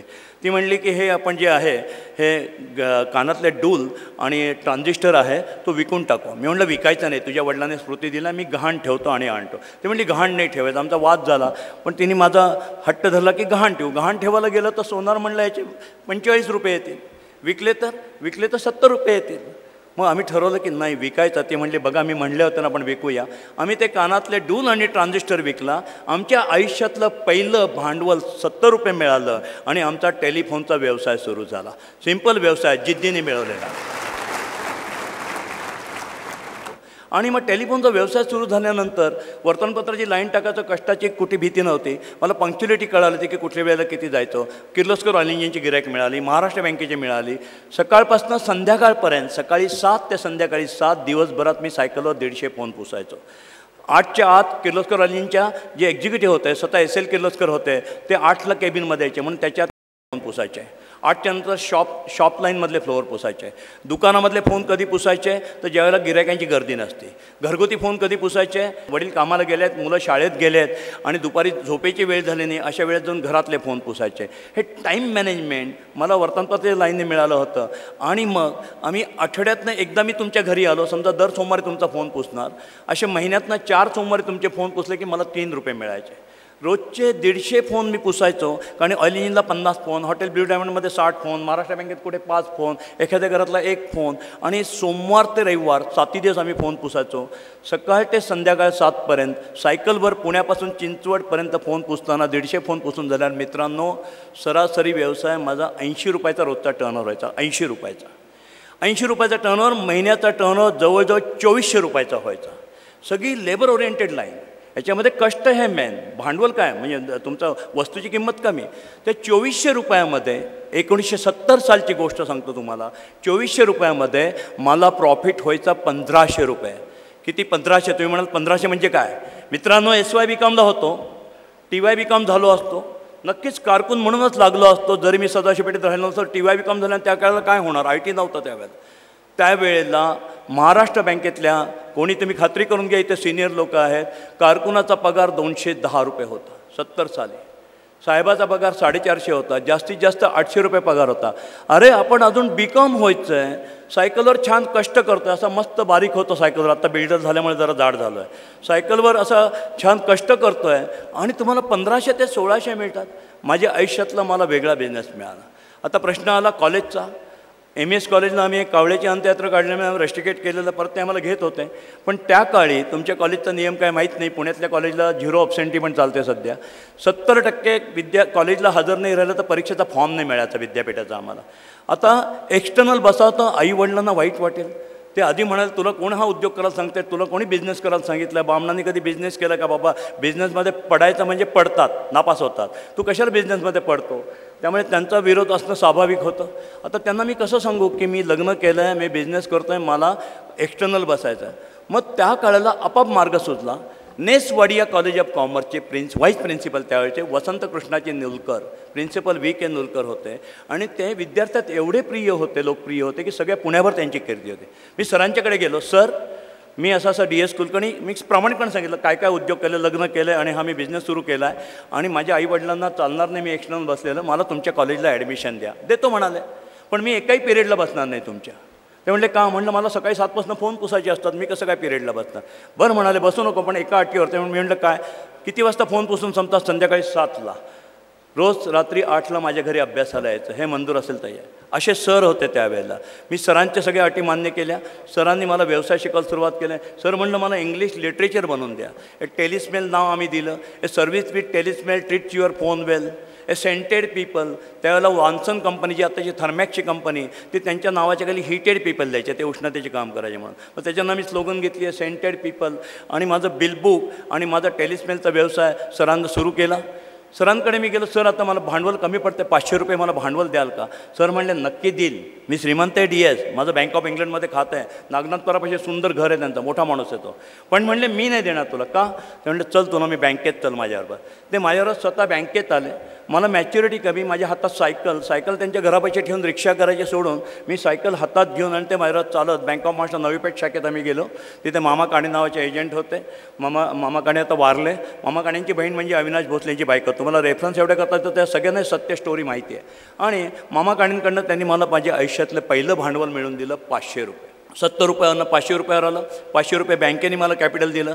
सर म्हणले DS या बँकेचे पैसे व्याजासकट वेळेत परत करायचे, कॉलेजचं आणि माझं दोघांची अब्रू वाचवायची, नाव खराब होऊन द्यायचं नाही, आणि मग बघ तू जर या बँकेचा विश्वास संपादन केला, यांचे 500 वेळेत परत केले तर तुला एक दिवशी बँक 5 लाख रुपये देईल. आज सरांचे शब्द एवढे खरे ठरले, मी त्या बँकेचा विश्वास संपादन केला, 500 रुपये त्यांचे वेळेत परत केले. बँकेने 5 लाख नाही मित्रांनो, आज मला किती मागाल तेवढे कमी मिळत आहेत. आज माझ्याकडे बँका लाईन लावून आहेत. आज माझ्याकडे मला अभिमान आहे कर्जाचा, माझ्याकडे 550 कोटी रुपये आहेत बँकेने दिलेले. 12 बँका देत आहेत. कशा देतात बँका तुम्हाला. तुम्ही कुठल्याही बँकेत जा, तुमचं नेटवर्थ काय, तुमचं बॅलन्स शीट काय, असे प्रश्न विचारून तुम्हाला बेजार करतात. जर तुमचं ट्रॅक रेकॉर्ड कष्टातलं असेल, तुमचं ट्रॅक रेकॉर्ड 70 सालापासून आज 2012 सालापर्यंत, मी कायम बँकांकडे जातो. आणि अजून एक गुरुमंत्र सांगतो तुम्हाला, मी बँका शक्यतो नाही, इथं कोणी कोऑपरेटिव्हवाले असेल तर थोडं माफ करा, छोटं कर्ज असेल तर तुम्ही कोऑपरेटिव्ह जा, नॅशनलाइज बँकेतच जातो. आज मला अमेरिकेतल्या 2 बँका, जपानची 1 बँक आणि भारतातल्या 9 बँका एवढ्या मागे उभे राहतात. का. 70 साली घेतलेले 500 रुपये या मुलाने त्यावेळेला परत केले. हा ट्रॅक रेकॉर्ड तयार होतं आयुष्यामध्ये. जर मी कोऑपरेटिव्ह बँकेत गेलो तर त्यांची लिमिट आहे, ते तुम्हाला किती देणार, एक लिमिट असते प्रत्येक गोष्टीला. अर्थात 550 कोटी कर्ज असेल तर 4000 कोटीची प्रॉपर्टी हे वेगळं, पण कर्जाला लाजायचं नसतं आणि कर्ज अभिमानाने सांगायला पाहिजे. आम्ही मराठी माणसं झालं कर्ज सांगतच नाही, असलं तरी लपून ठेवतं. जर तुम्हाला पुढे यायचं असेल, जसं मी सांगितलं की माझं प्रेम जमलं, मी लग्न केलं, माझ्यावर कर्ज आहे, तुम्ही ट्रान्सपरन्सी ठेवा, मग बघा कसं यश मिळतं तुम्हाला. कारण की हा माणूस खरं तेच बोलतो. आणि मला देवाने एक चांगला शाप दिला नका म्हणून, चांगलं वरदान दिलं, माझे काही लक्षात राहत नाही. म्हणजे काही लक्षात राहत नसल्यामुळे मग फक्त आयुष्यभर मी खरं आणि खरंच बोलतो. थापा कोण मारू शकतो, ज्याची मेमरी चांगली तोच थापा मारेल ना, नाही तर पकडलं जाईल ना. तर मला सत्य बोलण्याचा कायम फायदा होता, जे आठवावंच लागत नाही काही आपल्याला काय बोलायचं, जे इथनं इथं ते बोलतो. अशा प्रकारे माझा टेलिस्मेलचा बिझनेस सरांनी सुंदर सुरू करून दिला. आणि मग रोजचे फोन पुणे मुंबई असे सुरू केले. टेलिस्मेलच्या बिझनेसने मला 3-4 गोष्टी चांगल्या शिकवल्या, त्या मी तुम्हाला सांगतो. टेलिस्मेलच्या बिझनेसमध्ये बिझनेस करता करता अजून एक बिझनेस मला मिळाला, तुम्हाला सांगतो. लक्ष्मी रोडची दुकान आहेत. त्यावेळच्या ज्या पाट्या होत्या ना, त्या लाकडी अक्षर किंवा ॲल्युमिनियमचे अक्षरं असायचे. आणि त्या पाट्या तुम्ही आजही बघा, दसऱ्याला जर झेंडूची माळ घातली आपण घराला किंवा दुकानाच्या पाठीला, पुढे महिना आपण काढत नाही, ती वाळून जाते. तरी मी त्या लक्ष्मी रोडच्या दुकानात फोन पुसायचा, शेठजी तुम्ही कुबेराचे अवतार, लक्ष्मी किती पाणी भरताय, हे आपाप सुचतं तुम्हाला. आणि तुम्हाला काहीतरी मिळवायचं असेल तर काहीतरी मस्का लावाच लागतो. तुमचा बोर्ड आहे ना, तर उद्या सोमवारी दुकान बंद, धुवून देऊ का? किती घेणार? सर द्या ना शेठजी 10 रुपये. हे 10 रुपये खूप होतात. बरं काय द्याल ते सर, काय द्याल ते. अशा प्रकारे सोमवारी आम्ही दुकानाच्या पाट्या धुवायचं. काय करायचं, एक सायकल घ्यायचो भाड्याने, एक पोरगा घ्यायचो मी बरोबर, मागे लाकडी घोडा, पुढे प्लॅस्टिकची बादली, एक ते डस्टर पुसायचं. आमच्या त्या दुकानात, प्रत्येक लक्ष्मीच्या दुकानामध्ये पुढे दुकान आहे आणि मागे वाडा आहे, पाणी तिथेच असायचं. आणि दिवसभरात सोमवारी 20 माझे पाट्या धुवून व्हायच्या.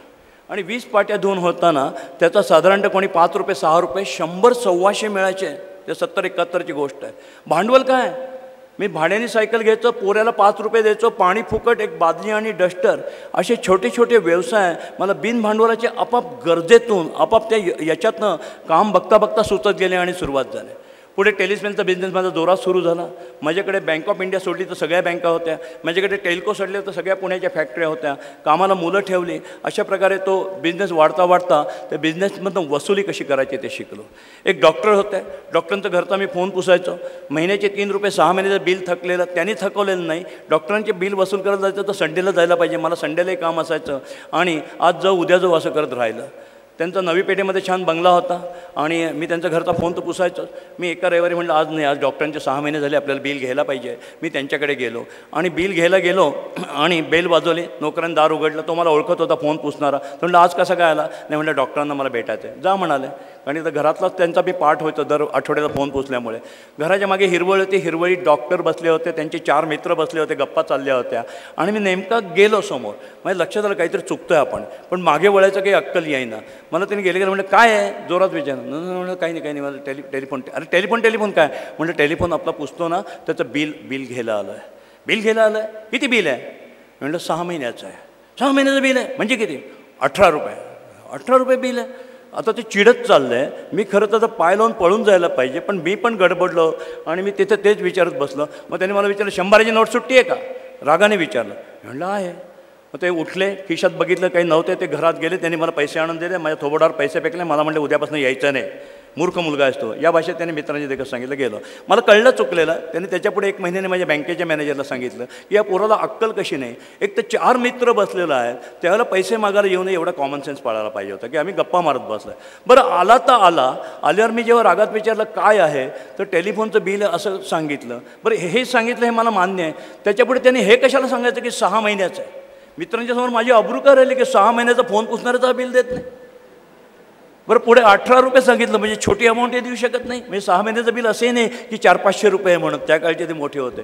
आणि जेव्हा मी जोरात विचारलं, पुणेरी माणसाला कळतं चहा घेणार का, म्हणलं की नाही म्हणायचं असतं. आणि या मूर्खाला कळत नाही की 100ची नोट सुट्टी आहे म्हणाला.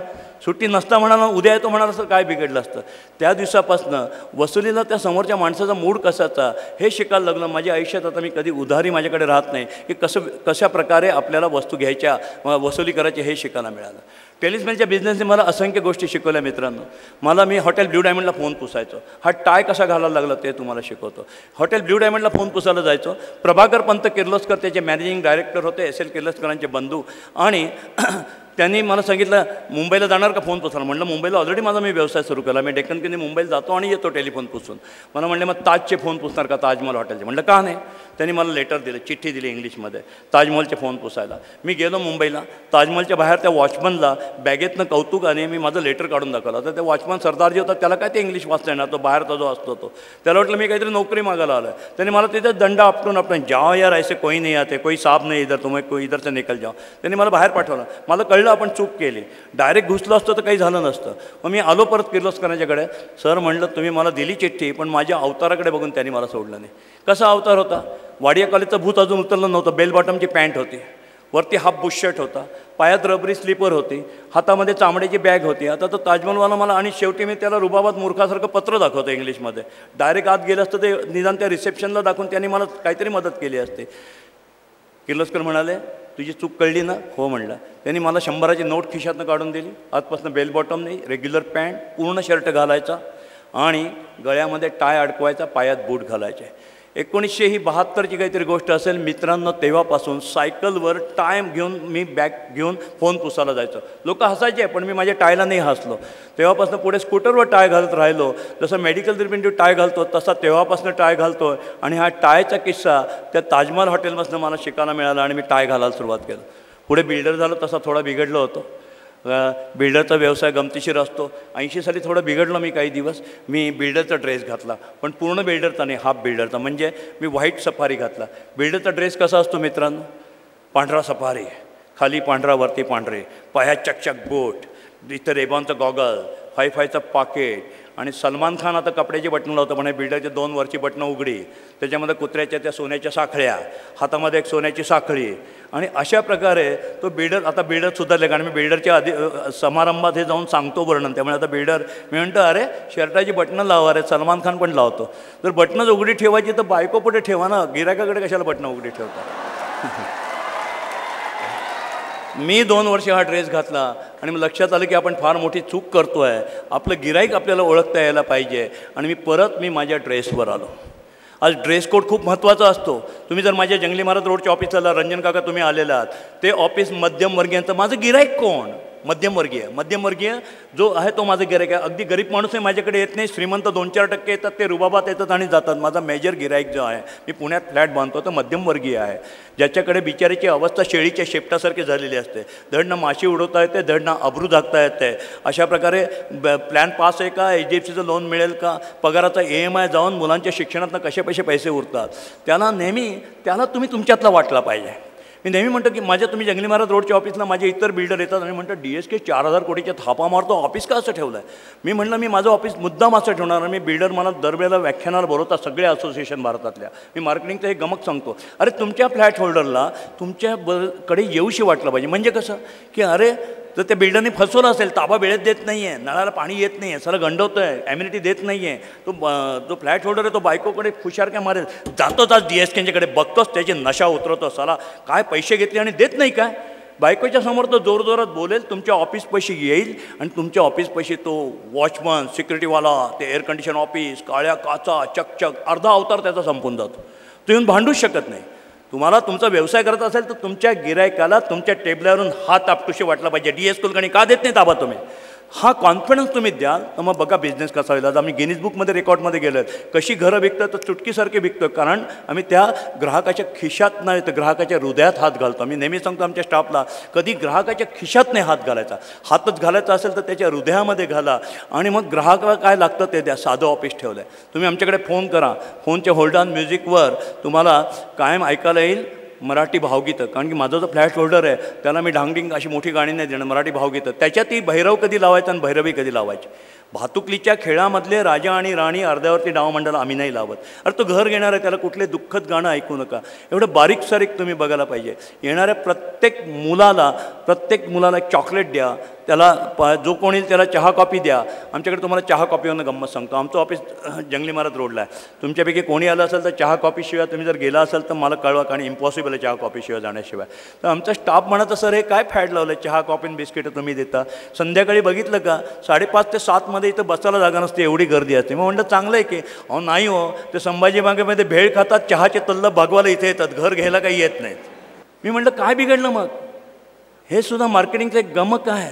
काय बिघडलं? तुम्ही VT स्टेशनच्या बाहेर जा, तो शर्ट विकणारा, वस्तू विकणारा माणूस असतो ना, तो आता आमच्या काळी 10 का 10 असं म्हणायचं. आम्ही जेव्हा फोन पुसायला मुंबईला जायचो तेव्हा हा VT स्टेशनचा माणूस 50 काय 60 रुपये 60 रुपये का शर्ट, 60 रुपये का शर्ट असं विकत असतो. आणि त्याचेच पंटर, एक 10 पंटर असतात, ते त्याच्याकडनं सारखे विकत घेत असतात.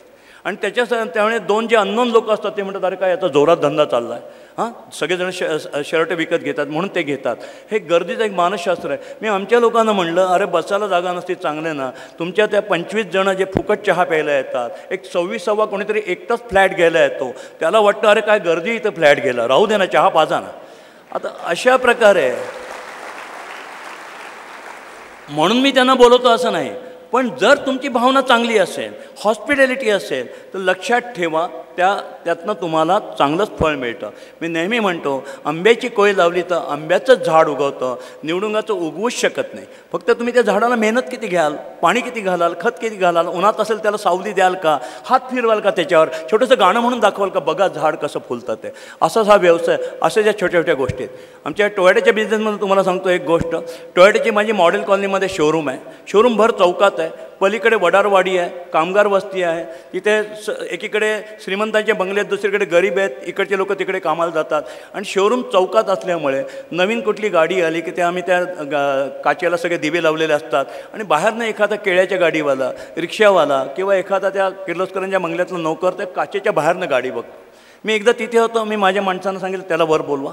आणि मग मी त्या माणसाला वर बोलवलं. माझे सेल्स ऑफिसर बघायला लागले की तो साधा एक कुठला तरी घरकाम करणारा अर्ध्या चड्डीतला गरीब माणूस होता. मी त्याला म्हटलं, दादा माझा ऐकायचा. आता तो माझा कोट बीट अवतार बघून तो काही मला नाही म्हणे ना, घाबरला. तो म्हणलं इथं बसायचं आहे. मी त्याला शेजारी गाडीत बसवलं आणि जशी गिरायकाला गाडी दाखवतात तशी सगळी गाडी त्याला दाखवली. त्याला ड्रायव्हर सीटवर बसवलं, बॉनेट उघडून दाखवलं. तो सारखा घाबरलेला होता प्रेशर खाली. म्हटलं दादा घाबरू नको. मग तो शेवटी त्याला राहवलं नाही. म्हटलं दादा गरिबाची चेष्टा का करतात. म्हटलं गरिबाची चेष्टा, तुझं लेकरू काय करतं. तो म्हणला 5वी येते ते मोठं करणार की नाही. हां साहेब, आपलं लेकरू मोठं होणार, इंजिनियर होणार, शिकणार लय. मग तो गाडी घेणार की नाही. घेणार. मग ती गाडी तुझ्या मुलाची आज तुला दाखवत आहे. आता त्याच्या डोळ्यात हा जो स्वप्न जातं. आता बघा, पेरलेलं बीज कुठे जातो हे मला कुठनं कळलं. त्या एका मोठ्या माणसाने मित्रांनी सांगितलं की अरे तू आमच्या नोकराला सुद्धा गाडी दाखवली. तो रुबाबात जाऊन तिथे जाऊन सांगतो, हा देव माणूस आहे, हा भला माणूस आहे, आज याने माझं स्वप्न जागवलं. आपण जर कोणाला अंडर एस्टिमेट केलं, चितू केलं, नाही चालणार. कोण कुठे कळणार नाही. काल तुम्ही इथे पुण्यनगरीचे वार्ताहर आहेत का कोणी इथे असले तर. पुण्यनगरीचे नसतील तर काल त्या पुण्यनगरीचे मालक माझ्याकडे, मला जेव्हा कळलं की हा माणूस किती वेगळा आहे, त्यांचं नाव शिंगोटे. त्यांना मी बोलून घेतलं. जे 4थी पास ग्रस्त आहेत, 75 वर्षाच्या पुण्यनगरीचे मालक, त्यांना मी म्हटलं माझ्याकडे या, मला तुम्हाला भेटायचं आहे. ते पूर्वी मंडईमध्ये, मुंबईच्या मार्केट यार्डमध्ये मंडईमध्ये फळं विकायचे. पुढे ते न्यूजपेपर डिस्ट्रीब्यूट करायला लागले. पुढे नवाकाळचे ते डिस्ट्रीब्युटर ठरले, म्हणजे वितरक. आणि वितरक होता होता आज 4थी पास हा माणूस वय वर्ष 75 माझ्या केबिनमध्ये आला. विश्वास पण बसणार नाही का किती पेपरचा मालक आहे. त्याने आज जवळ त्याच्या पुण्यनगरीच्या 11 आवृत्त्या, त्याचा कानडी पेपर, त्याचा हिंदी पेपर, त्याचा गुजराती पेपर. अरे तू म्हणलं 4थी पास तू कसं काय करू शकतो, संपादकातलं काय कळतं. तो म्हणला पेपर वितरण करता करता त्या पेपरावरच्या कुठल्या बातमीने पेपर विकला जातो हे शिकलो आणि आज मी मालक झालो. आज बाबुराव शिर्के चांगलं सांगून गेले, बीजी शिर्के, बाबुराव शिर्के, की अरे 4थी पास शेठजी तुमच्यासारखे 100 गोल्ड मेडलिस्ट नोकरीला ठेवतो आणि कारखाना काढू शकतो, पण तुम्ही काय कारखाना काढू शकत नाही. कारण का तर शेठजीकडे जन्मजात व्यवहार नाही. आता शेठजी शिकायला लागले, आता शेठजी 4थी पास राहिले नाही.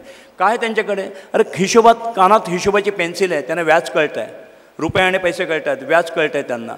ते दादासाहेब, ताईसाहेब, अक्कासाहेब, आमदार साहेब, खासदार साहेब असे हात जोडून मार्केटिंग कळतं आहे त्यांना. ते कुठे इगो ठेवत नाही कुठल्या गोष्टीला. आणि मग ते त्यांना प्रोडक्शनची लाईन कळतं आहे. आज आपल्याकडची जी शिक्षण पद्धती झाली आहे ती शिक्षण पद्धती विचित्र झालेली आहे. काय शिक्षण पद्धती विचित्र झालेली आहे की आपण पुस्तकी शिक्षण देतो. मगाशी तुम्हाला जे म्हणलं लॉर्ड मॅकेलेचं पत्र आहे, इंग्लंडच्या राणीला लिहिलेलं आहे, 1947 सालीचं पत्र आहे, सगळीकडे उपलब्ध आहे की हे राणी, या देशाला जरी आपण स्वातंत्र्य दिलं असलं तरी या देशाची मी शिक्षण पद्धती अशी करून ठेवली आहे की हे सगळे यातले जे क्रीम आहेत, हुशार लोक आहेत, ते आपल्या सेवेला येतील. 47 साली भारत स्वतंत्र झाल्यानंतर काय झालं, तुमच्यातले जे हुशार डॉक्टर, इंजिनियर, शास्त्रज्ञ इंग्लंडला नोकरीला गेले, कारण इथे त्याचं चीजच होणार नाही. अमेरिकेला नोकरीला गेले, आफ्रिकेत नोकरीला गेले, मिडल ईस्टला नोकरीला गेले आणि इथे उरतील फक्त गुलामांच्या फौजा आहे. त्यांनी सिद्ध करून दाखवलं. मला मुंबईत मी काम करतो, सगळीकडे काम करतो, त्याच्यामुळे मुंबईमध्ये ज्या एरियात काम करायचं तिथला एक दादा असतो, म्हणजे दाऊद इब्राहिमपासून ते छोटा राजांपासून सगळ्यांचे फोन मला. आपण कोणाला घाबरत नाही, आपण मराठी माणूस, एक दमडी दिली नाही. पण पोलिसांनी मला एक गनमन दिला चांगला. मला मजा वाटली, झालं आपण आमदार नाही झालो, लाल दिव्याची गाडीत नाही, पण मस्तपैकी एक तो AK-47वाला पोलीसचा माणूस 24 तास माझ्यावर. कारण पुण्यातली सेलिब्रिटी असल्यामुळे मला काही होता कामा नाही. मग मी त्याच्याशी दोस्ती झाली तेव्हा त्याची माझी. तेव्हा मला त्याला विचारलं, दादा तू शिकला काय रे. तो म्हणलं BSc आहे. मला खूप वाईट वाटलं, कारण प्री डिग्री सायन्सला मी नापास कसा झालो ते मला आजही आठवतो. जो BSc होऊ शकतो तो पोलीस कॉन्स्टेबल होऊ शकतो. आमच्या कित्येक बिल्डरांच्याकडे BSc झालेले मुलं फ्लॅट विकायला आहेत, कारण ते BSc झाल्याचं दुःख नाही आहे, तुम्हाला प्रॅक्टिकल शिक्षण दिलेलं नाही. परवा मी कोल्हापूरला शिक्षण परिषद होती, जी टी व्हीने भरवली होती. कोल्हापूर विद्यापीठाचे चान्सलर होते, पुणे विद्यापीठाचे राम ताकोले होते, अजून एक चान्सलर होते. मी त्यांच्याकडे बघून विचारलं की लॉर्ड मॅकेलेचा शाप खरा आहे सर, मी तुम्हाला प्रश्न विचारतो, माझी उत्तरं द्या. तुम्ही इंजिनिअरिंग कॉलेज, तुमच्या तर इथे इंजिनिअरिंग कॉलेजला तुम्ही असाल यायचं आहे सर, आपल्याला प्रॅक्टिकल काय बदलायला पाहिजे बघा. तुम्ही जे इथल्या इंजिनिअरिंग कॉलेजला इंजिनिअरिंग शिकवतात, या मुलांना तुम्ही यांच्या कोर्समध्ये भिंत कशी बांधायची, ब्रिकवर ब्रिक कशी ठेवायची, तसे कसे जॉईंट यायचे हे शिकवता का? नाही. वॉटरप्रूफिंग कसं करायचं शिकवता का? नाही. दार कसं बसवायचं? नाही शिकवत. खिडकी कशी बसवायची? नाही शिकवत. नळ कसा बसवायचा, प्लंबिंग कसं करायचं हे पण शिकवत नाही. आणि मग नुसतंच त्याला कॉन्क्रीट म्हणजे तो भक्कम बिल्डिंग बांधू शकेल, पण तो सुंदर बिल्डिंग नाही बांधू शकत. आर्किटेक्चर नाही आहे त्याच्याकडे शिक्षण. त्याला गुड मॉर्निंग म्हणायला शिकवत नाही, मार्केटिंग करायला शिकवत नाही, त्याला अकाउंटन्सी शिकवत नाही, हिशोब शिकवत नाही. आणि मग शेठजीकडे जन्मजात असतो म्हणून तो तुमच्यासारखे इंजिनियर ठेवून तो बिल्डिंग बांधू शकतो. तर मित्रांनो, आज आपल्याला कॉलेजला लिमिटेशन आहे ना युनिव्हर्सिटीच्या कोर्समुळे, पण आपण प्रॅक्टिकल शिकायला पाहिजे. मी माझ्याकडे प्रयोग केला. माझ्याकडे काय होतं, इंजिनियर्स आहेत. आता तरी तुम्ही इंजिनिअरिंगच्या पूर्वीच्या काळाच्या इंजिनिअरिंग कॉलेजमध्ये मुली नसायच्या, त्यामुळे सगळे इंजिनियर कसे राहतात तो साईटवर, गबाळे, दाढीचे खुंट वाढलेले, तुरगळलेले कपडे घातलेले, पॉश राहतच नाही, कारण की ते शिक्षणातच झालं नाही. सुंदर बिल्डिंग बांधत नाही, भक्कम बांधतात. तुम्ही जर कधी भिंतीवर ट्यूबलाईट लावली आणि जर तुमच्या भिंतीला निळा रंग असेल तर तुम्हाला टेंगळं दिसतील असे, कारण की त्याला म्हणतं की तो पडणार आहे का, ती चांगली आहे ना. फरशाच्या लाईनी एका लाईनीत नसतील. बाथरूममध्ये गेला तर बाथरूमच्या दाराच्या मागची जर ग्लेस्टाची लाईन बघितलं तर थोडी तिरकी गेलेली असेल, आऊट गेलेली असेल. त्याचं कारण इंजिनियरला आर्किटेक्चर किंवा सौंदर्य शिकवलंच नाही आहे. जर एखादा फ्लॅट होल्डर आला नवरा बायको आणि मुलासकट, तर तो इंजिनियर त्याला गुड मॉर्निंग म्हणतच नाही, कपडाला आठ्या घालतो की माझ्या स्लॅबमध्ये कशाला आला. त्याला शिकवायला पाहिजे, अरे ते छोट्या मुलाला कडेवर घे, वहिनीनं विचार, त्या साहेबांना विचार की साहेब जर हसत असलं म्हणावं की हे रहस्य सगळं वहिनी आहे बरं का, वहिनींमुळे साहेब तुम्ही हसताय, वहिनींमुळे घर घेताय. हे समजा मार्केटिंग सोडा, त्या मुलाला कडेवर घेणं सोडा, त्याला गुड मॉर्निंग पण शिकवत नाहीत. जर स्लॅब 2 महिने लेट झाला तर व्याज किती पडेल आणि लॉस किती होईल, त्याला अकाउंटन्सी शिकवली जात नाही. आणि मग मी एकदा काय प्रयोग केला की अरे गुड मॉर्निंगही म्हणत नाही, सुंदर बिल्डिंगही बांधत नाही. मी आर्किटेक्ट माझ्या 4 साईडचे 4 इंजिनियर परत बोलवले आणि 4 आर्किटेक्ट तिथे पाठवले. 4 आर्किटेक्ट पाठवल्यानंतर ज्यावेळेला आठवडा झाला त्या आठवड्याने 4ही आर्किटेक्ट माझ्या केबिनच्या बाहेर आले. दाराच्या बाहेर नॉक केलं. मे कॅमिन सर. म्हटलं या, काय झालं तुम्हाला? सर आम्हाला नाही जमत. अरे पण म्हटलं बोला ना, काय झालं? आमचं कोणी ऐकतच नाही. म्हणजे काय? तर त्यांची गंमत अशी झाली, त्यांना सौंदर्य कळतं आहे, रंग कुठला लावायचा कळतं आहे, फरशीची लाईन कळती आहे, पण त्याला चहा मायला तुझ्या काय करतो रे ओरडता येईना त्या लेबरच्या अंगावर. ते बिल्डिंग लाईनमध्ये तो कणखरपणा पण पाहिजे. यांच्याकडे कणखरपणा आहे तर सौंदर्य नाही, यांच्याकडे सौंदर्य आहे तर त्यांच्याकडे कणखरपणा नाही. अशा परिस्थितीमध्ये आज आपली शिक्षण पद्धती, तुम्हाला प्रॅक्टिकल शिक्षण नाही घेतलं तर गोंधळ होत आहे. मी फुटाणे विकले, भाजी विकले, मी आज कॉमन सेन्स वापरू शकतो आणि प्रॅक्टिकल शिक्षणाच्या जोरावर मी आज सगळे बिझनेस करू शकतो. माझ्या आज असंख्य व्यवसाय आहेत, वेगवेगळ्या विषयाचं मी तुम्हाला ज्ञान देऊ शकतो. तुम्ही पण प्रॅक्टिकल शिक्षण घेतली पाहिजे. तुम्ही अमेरिकेतल्या कुठल्याही तुमच्या मित्राला विचारा, तुम्ही जा, तुम्ही जेव्हा कधी अमेरिकेत जाल, युरोपमध्ये जाल, लंडनमध्ये जाल, तिथल्या हॉटेलात जा, रेस्टॉरंटमध्ये जेवायला, किंवा तिथल्या पेट्रोल पंपावर जा, किंवा तिथल्या मॅकडोनल्डमध्ये जा आणि तिथल्या वेटर मुलाला विचार तू काय करतो. तो सांगेल मी डॉक्टरकीचं शिक्षण घेतो आहे, मी इंजिनिअरिंगचं शिक्षण घेतो आहे. त्यांना गरज आहे म्हणजे पैसे कमी पडतात म्हणून नाही, त्यांचं कॉलेज त्यांना सांगतं प्रॅक्टिकल शिकायला जा. प्रॅक्टिकल शिक्षण हे खूप महत्त्वाचं आहे, जे आपल्याला पुस्तकी शिक्षणात मिळत नाही. तर मित्रांनो, जिथे संधी मिळेल तिथे प्रॅक्टिकल शिक्षण तुम्ही जरूर घ्या आणि मग बघा लाईफ कसं होईल. आता मध्येच माझी गाडी रुळावरची घसरली. मी बिल्डर कसा झालो इथपर्यंत येतो आणि मग भाषण थांबवतो. टेलिफोन पुसता मी माझे इतर असंख्य व्यवसाय सुरू झाले. काय होतं, मी तुमच्या घरी फोन पुसायला यायचो. घरी फोन पुसायला आल्यानंतर त्या टेबलावर जिथं फोन असायचा त्याच्यावर पसारा असायचा, हातातल्या अंगठ्या किंवा बायकाच्या इयरिंग असायच्या. मी त्या वहिनींना हाका मारायचा, वहिनी साहेब आधी अंगठी आणि एक कानातलं उचला, चोरीला गेले तर माझ्या गरीबावर अंतर येईल. मग नुसतं टेबल साफ नाही करायचं, म्हणजे फोन नाही साफ करायचा. ती जी पुस्तकं वेडीवाकडी होती ती पण मी लावून ठेवायचं व्यवस्थित. त्या काळी ऑडिओच्या कॅसेट असायच्या, सोनी किंवा TDK कंपनीच्या, आत्तासारख्या DVD नव्हत्या. त्या वेडेवाकड्या पडलेल्या असायच्या, त्या मी बॉक्समध्ये घालून ठेवायचो.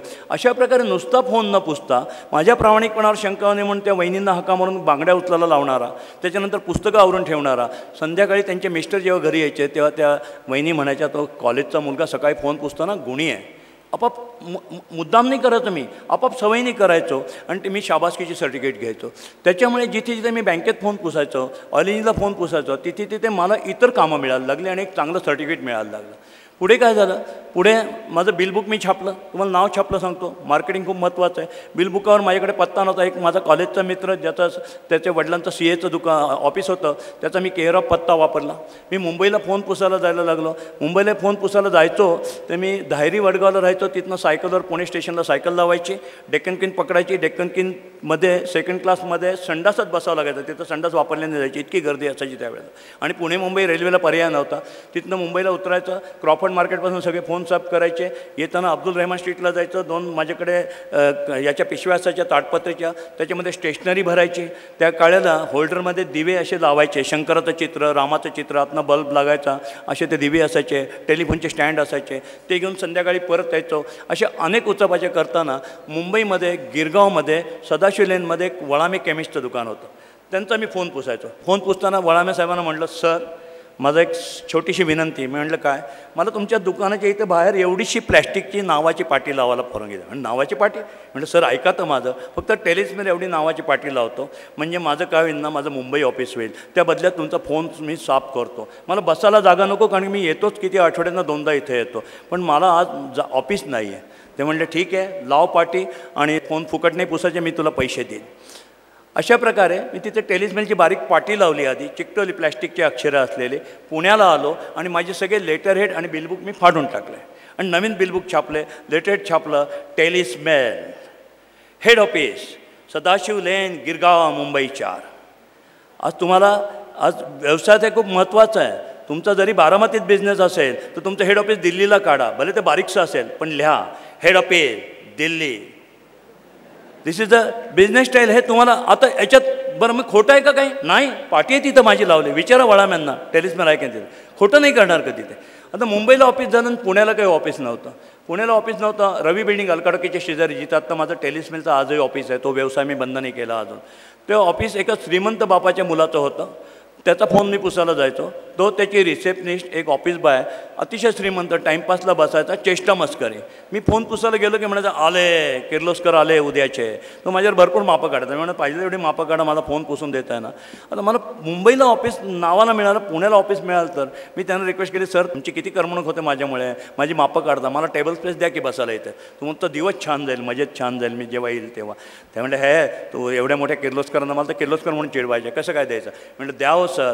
ठीक आहे म्हणाले, तुला देतो. भाडं किती देणार? म्हटलं तुम्ही सांगा. 60 रुपये सांगितलं. बरं म्हटलं 60 रुपये देतो.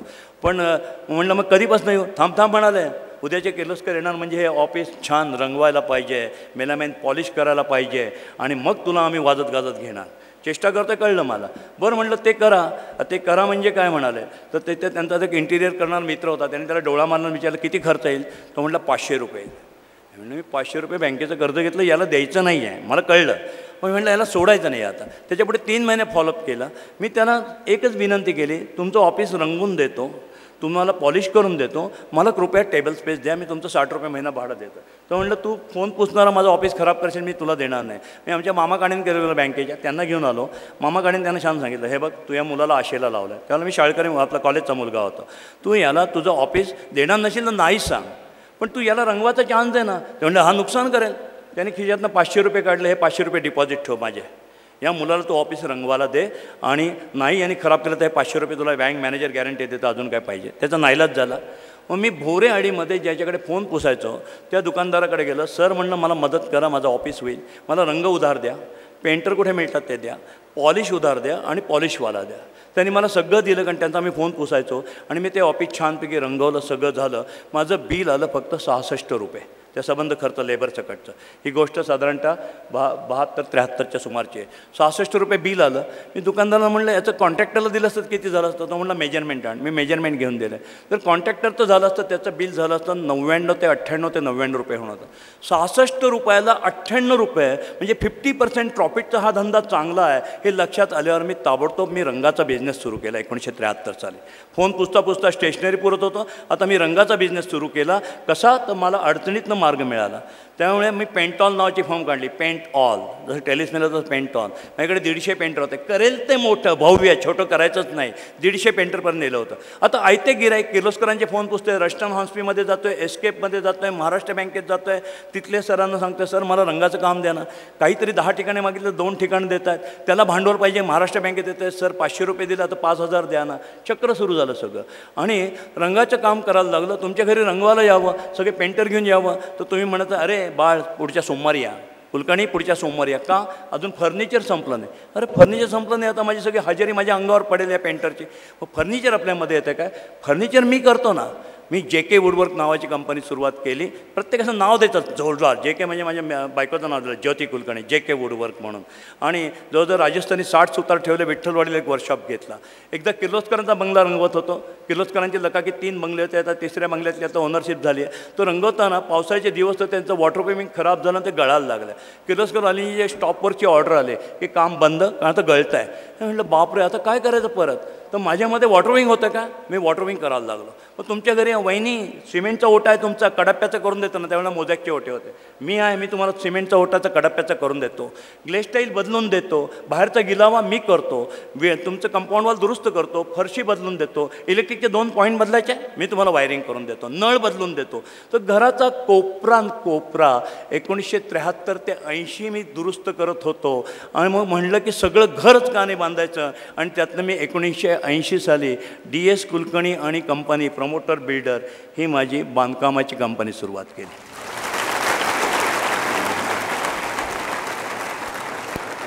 काही छोट्या तुम्हाला टिप देतो की ज्या तुम्हाला कुठेतरी जीवनात उपयोगी पडतील, त्या तुम्ही घ्याव्यात. एकच लक्षात ठेवा, तुम्हाला कधी आयुष्यात कामाची लाज वाटता कामा नये. आणि आयुष्यात हो देतो म्हणा, कधी नाही म्हणू नका. पेला अर्धा भरलाय का सरलाय या वादात न भरता, ते मंगेश पडगावची छान कविता आहे, पेला अर्धा भरला का सरला. त्यांनी सगळ्या देणाऱ्या पाहुण्यांनी तुम्हाला आयुष्य सगळं देवाने किंवा त्यांनी कोणी पेला भरून दिलं होतं, अर्धा पोटात गेला असं समजा. आणि मग कसं होतं बघा, संकटानं हसतमुखाने तोंड द्या.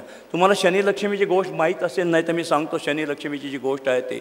एका राजाकडे शनी आणि लक्ष्मी दोघेही आले तावातावाने. आणि शनी आणि लक्ष्मी दोघेही राजाला म्हणले, सांग राजा माझ्यातला सुंदर कोण दिसतं. राजा म्हणलं मला 1 मिनटं द्या, त्या कंपाऊंड वॉलपर्यंत जाऊन या, मी तुम्हाला सांगतो. ते दोघंही गेले आणि परत आले.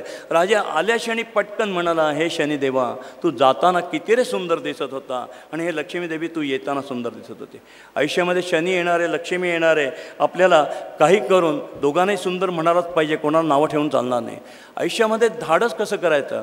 थंडी आता पडत नाही, पण आमच्या लहानपणी थंडीच्या दिवसात आम्हाला गार पाण्यानेच आंघोळ करायला लागायची, कारण की एका सिंगल खोलीमध्ये कुठला बंबन कुठला हीटर. थंडीच्या दिवसात पहिला तांब्या अंगावर घेईपर्यंतच थंडी असते. एकदा का पहिला तांब्या अंगावर गेला थंडी पळून जाते. अशा प्रकारे धाडस आपल्याला अशा प्रकारे करायलाच पाहिजे. संकटानं कधीच घाबरू नका. तुम्हाला माहिती आहे गरुड पक्षी जेव्हा जोरात पाऊस येतो, आता पाऊस यायला पाहिजे येतो, जेव्हा जोरात पाऊस येतो त्या सगळे पक्षी आसरा शोधतात. कोणी झाडाखाली, कोणी बिल्डिंग खाली, कोणी कुठे कुठे कुठे. गरुड पक्षी कधी आसरा नाही शोधत. गरुड पक्षी काळ्या ढगाच्या वर जाऊन उडतो आणि तो त्या संकटावर मात करतो, म्हणून तो पक्ष्यांचा राजा असतो. आपल्याला गरुड व्हायचं आयुष्यामध्ये, संकटानं डरून आपल्याला काही चालणार नाही. मित्रांनो, माझ्या आईने एक खूप छान गोष्ट सांगून गेली. इथल्या 2 लोकांची मी माफी मागून ती गोष्ट सांगतो की ती खूप आवश्यक आहे. माझी आई नेहमी मला सांगायची, बाबा रे 2 कोटवाल्यांच्या नादी लागू नको, 2 कोटवाल्यांच्या नादी लागू. एक काळा कोटवाला एवढ्या करता नको, बाबा रे कधी कोर्टाची पायरी चढू नको.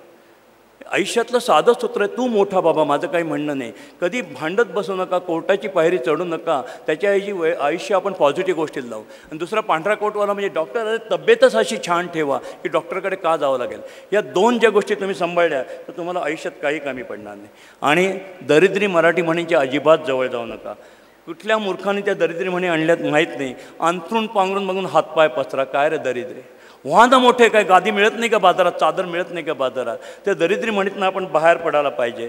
स्वप्न बघू नका, तुम्हाला झेपणार आहे का, कशाला तू स्वप्न बघतो मोठं व्हायचं, हे एक दरिद्री दुसरी म्हणे. अरे 100 स्वप्न बघितलं तर एक तरी खरं ठरतं आहे.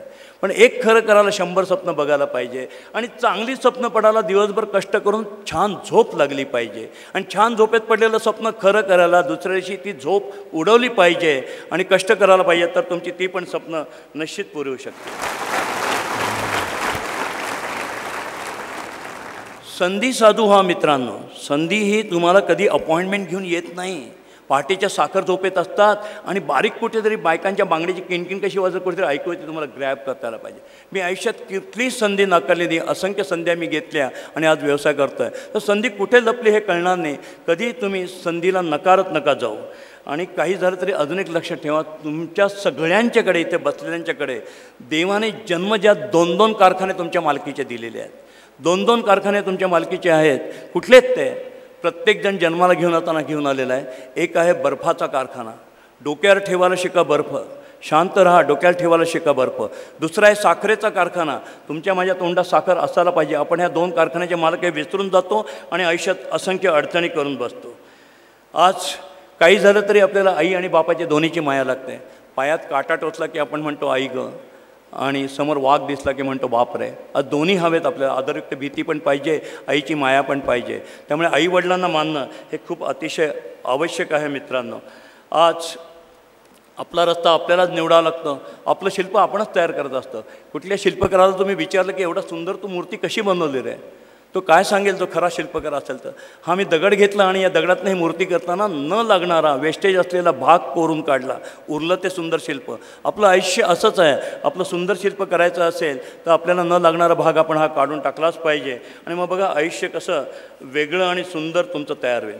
मित्रांनो, आयुष्याकडे बघताना मी तुम्हाला एकच सांगतो, आपलं आयुष्य कसं आहे. तुम्ही आज बारामतीला, आज ग्रामीण भागात आहात, आमच्या पुण्याकडे सगळे नद्या नाले काळे कुट्ट झालेत, ओढे बिडे तर सगळे संपलेत, गटारगंगा झाल्यात त्या नद्यांची, रानातले झरे आज नष्ट होत चालले आहेत.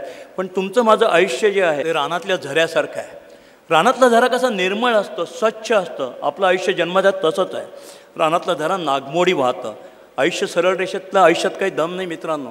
रानातला झरा जसा नागमोडी वाहतो, तो जसा स्वच्छ असतो, स्वच्छ पाण्याचं असतं, तसंच आपलं आयुष्य आहे. त्या रानातल्या झऱ्याप्रमाणेच आपण व्हायला पाहिजे. तो झरा वाहतो ना, वाटेत काट्या कुट्याच्या फांद्या येतात. तुम्ही बघा रानात जाऊन, अशा काट्याच्या फांद्या पडलेल्या असतात बाबळीच्या याच्या. जेव्हा ते पाणी त्या काट्याच्या फांदीवरून जातं तेव्हा त्या पाण्याला गुदगुल्या होतात, तुषार उडवतात. त्याला काटे टोचत नाही. आपल्या आयुष्यात काटे येणारे टोचतं कामा नये, त्याचे तुषार उडायला पाहिजे, गुदगुल्या व्हायला पाहिजे. पुढे दगडधोंडे लागतात. त्या दगडधोंड्यातनं ते पाणी जेव्हा वाहतं तेव्हा खळखळ खळखळ खळखळ खळखळ असा सुंदर आवाज तयार करतं. रडत बसत नाही की वाटेत दगडधोंडे आलेत, काटे आलेत. त्यातनं ते जीवनाचा वेगळा आवाज काढतो, खळखळ खळखळ खळखळ. पुढे मोठा धोंडा येतो, मोठी शिळा येऊन उभी राहते. रानातला झरा त्या शिळेपाशी थांबत नाही मित्रांनो. थांबला तर त्याचं डबकं होईल. बाजूला वाट काढून तो निघून जातो, कारण त्याला पुढे जाऊन समुद्राला मिळायचं असतं. आपलं आयुष्य असंच रानातल्या झऱ्याप्रमाणे असायला पाहिजे आणि स्वप्न मोठं बघायला पाहिजे की आयुष्यात कुठे जायचं.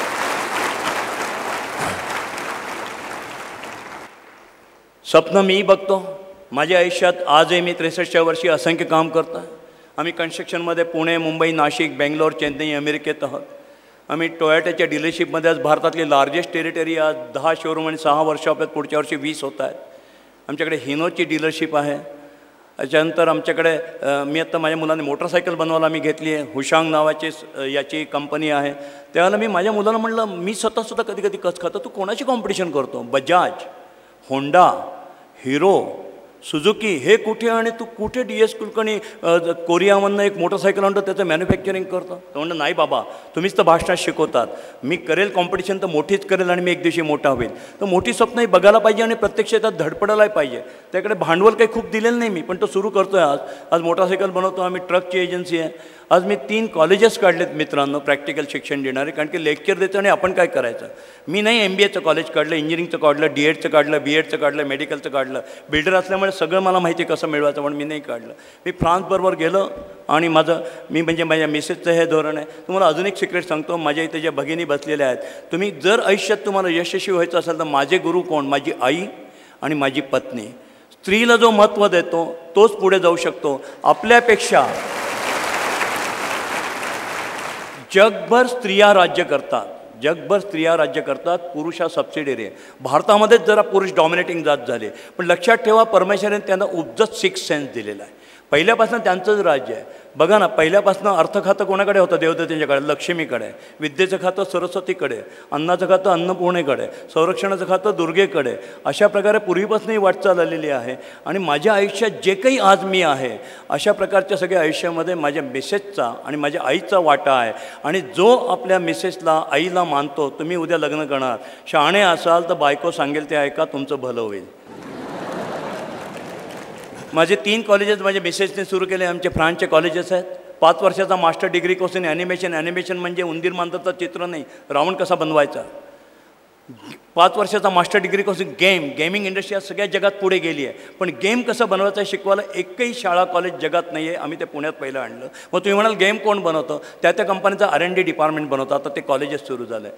आणि 5 वर्षाचा मास्टर डिग्री कोर्स प्रॉडक्ट डिझायनिंगचा, चष्म्याच्या काडीपासून नायकेच्या शूजपासून फरारी कारपर्यंत त्या कॉलेजला शिकवतो. कधीतरी तुम्ही बघायला या की प्रॅक्टिकल कॉलेज कसं असतं. त्याला करिक्युलम नाही, त्याला पुस्तकं नाही, त्याचे प्रोफेसर दर 3 महिन्यांनी बदलतात. इंडस्ट्रीचे वेगळे ट्रेनर येतात आणि शिकवतात. ज्याच्यामध्ये राष्ट्रपतींच्या हस्ते उद्घाटन झालं. प्रॅक्टिकल शिक्षणाकरता ते आम्ही सुरू केलं.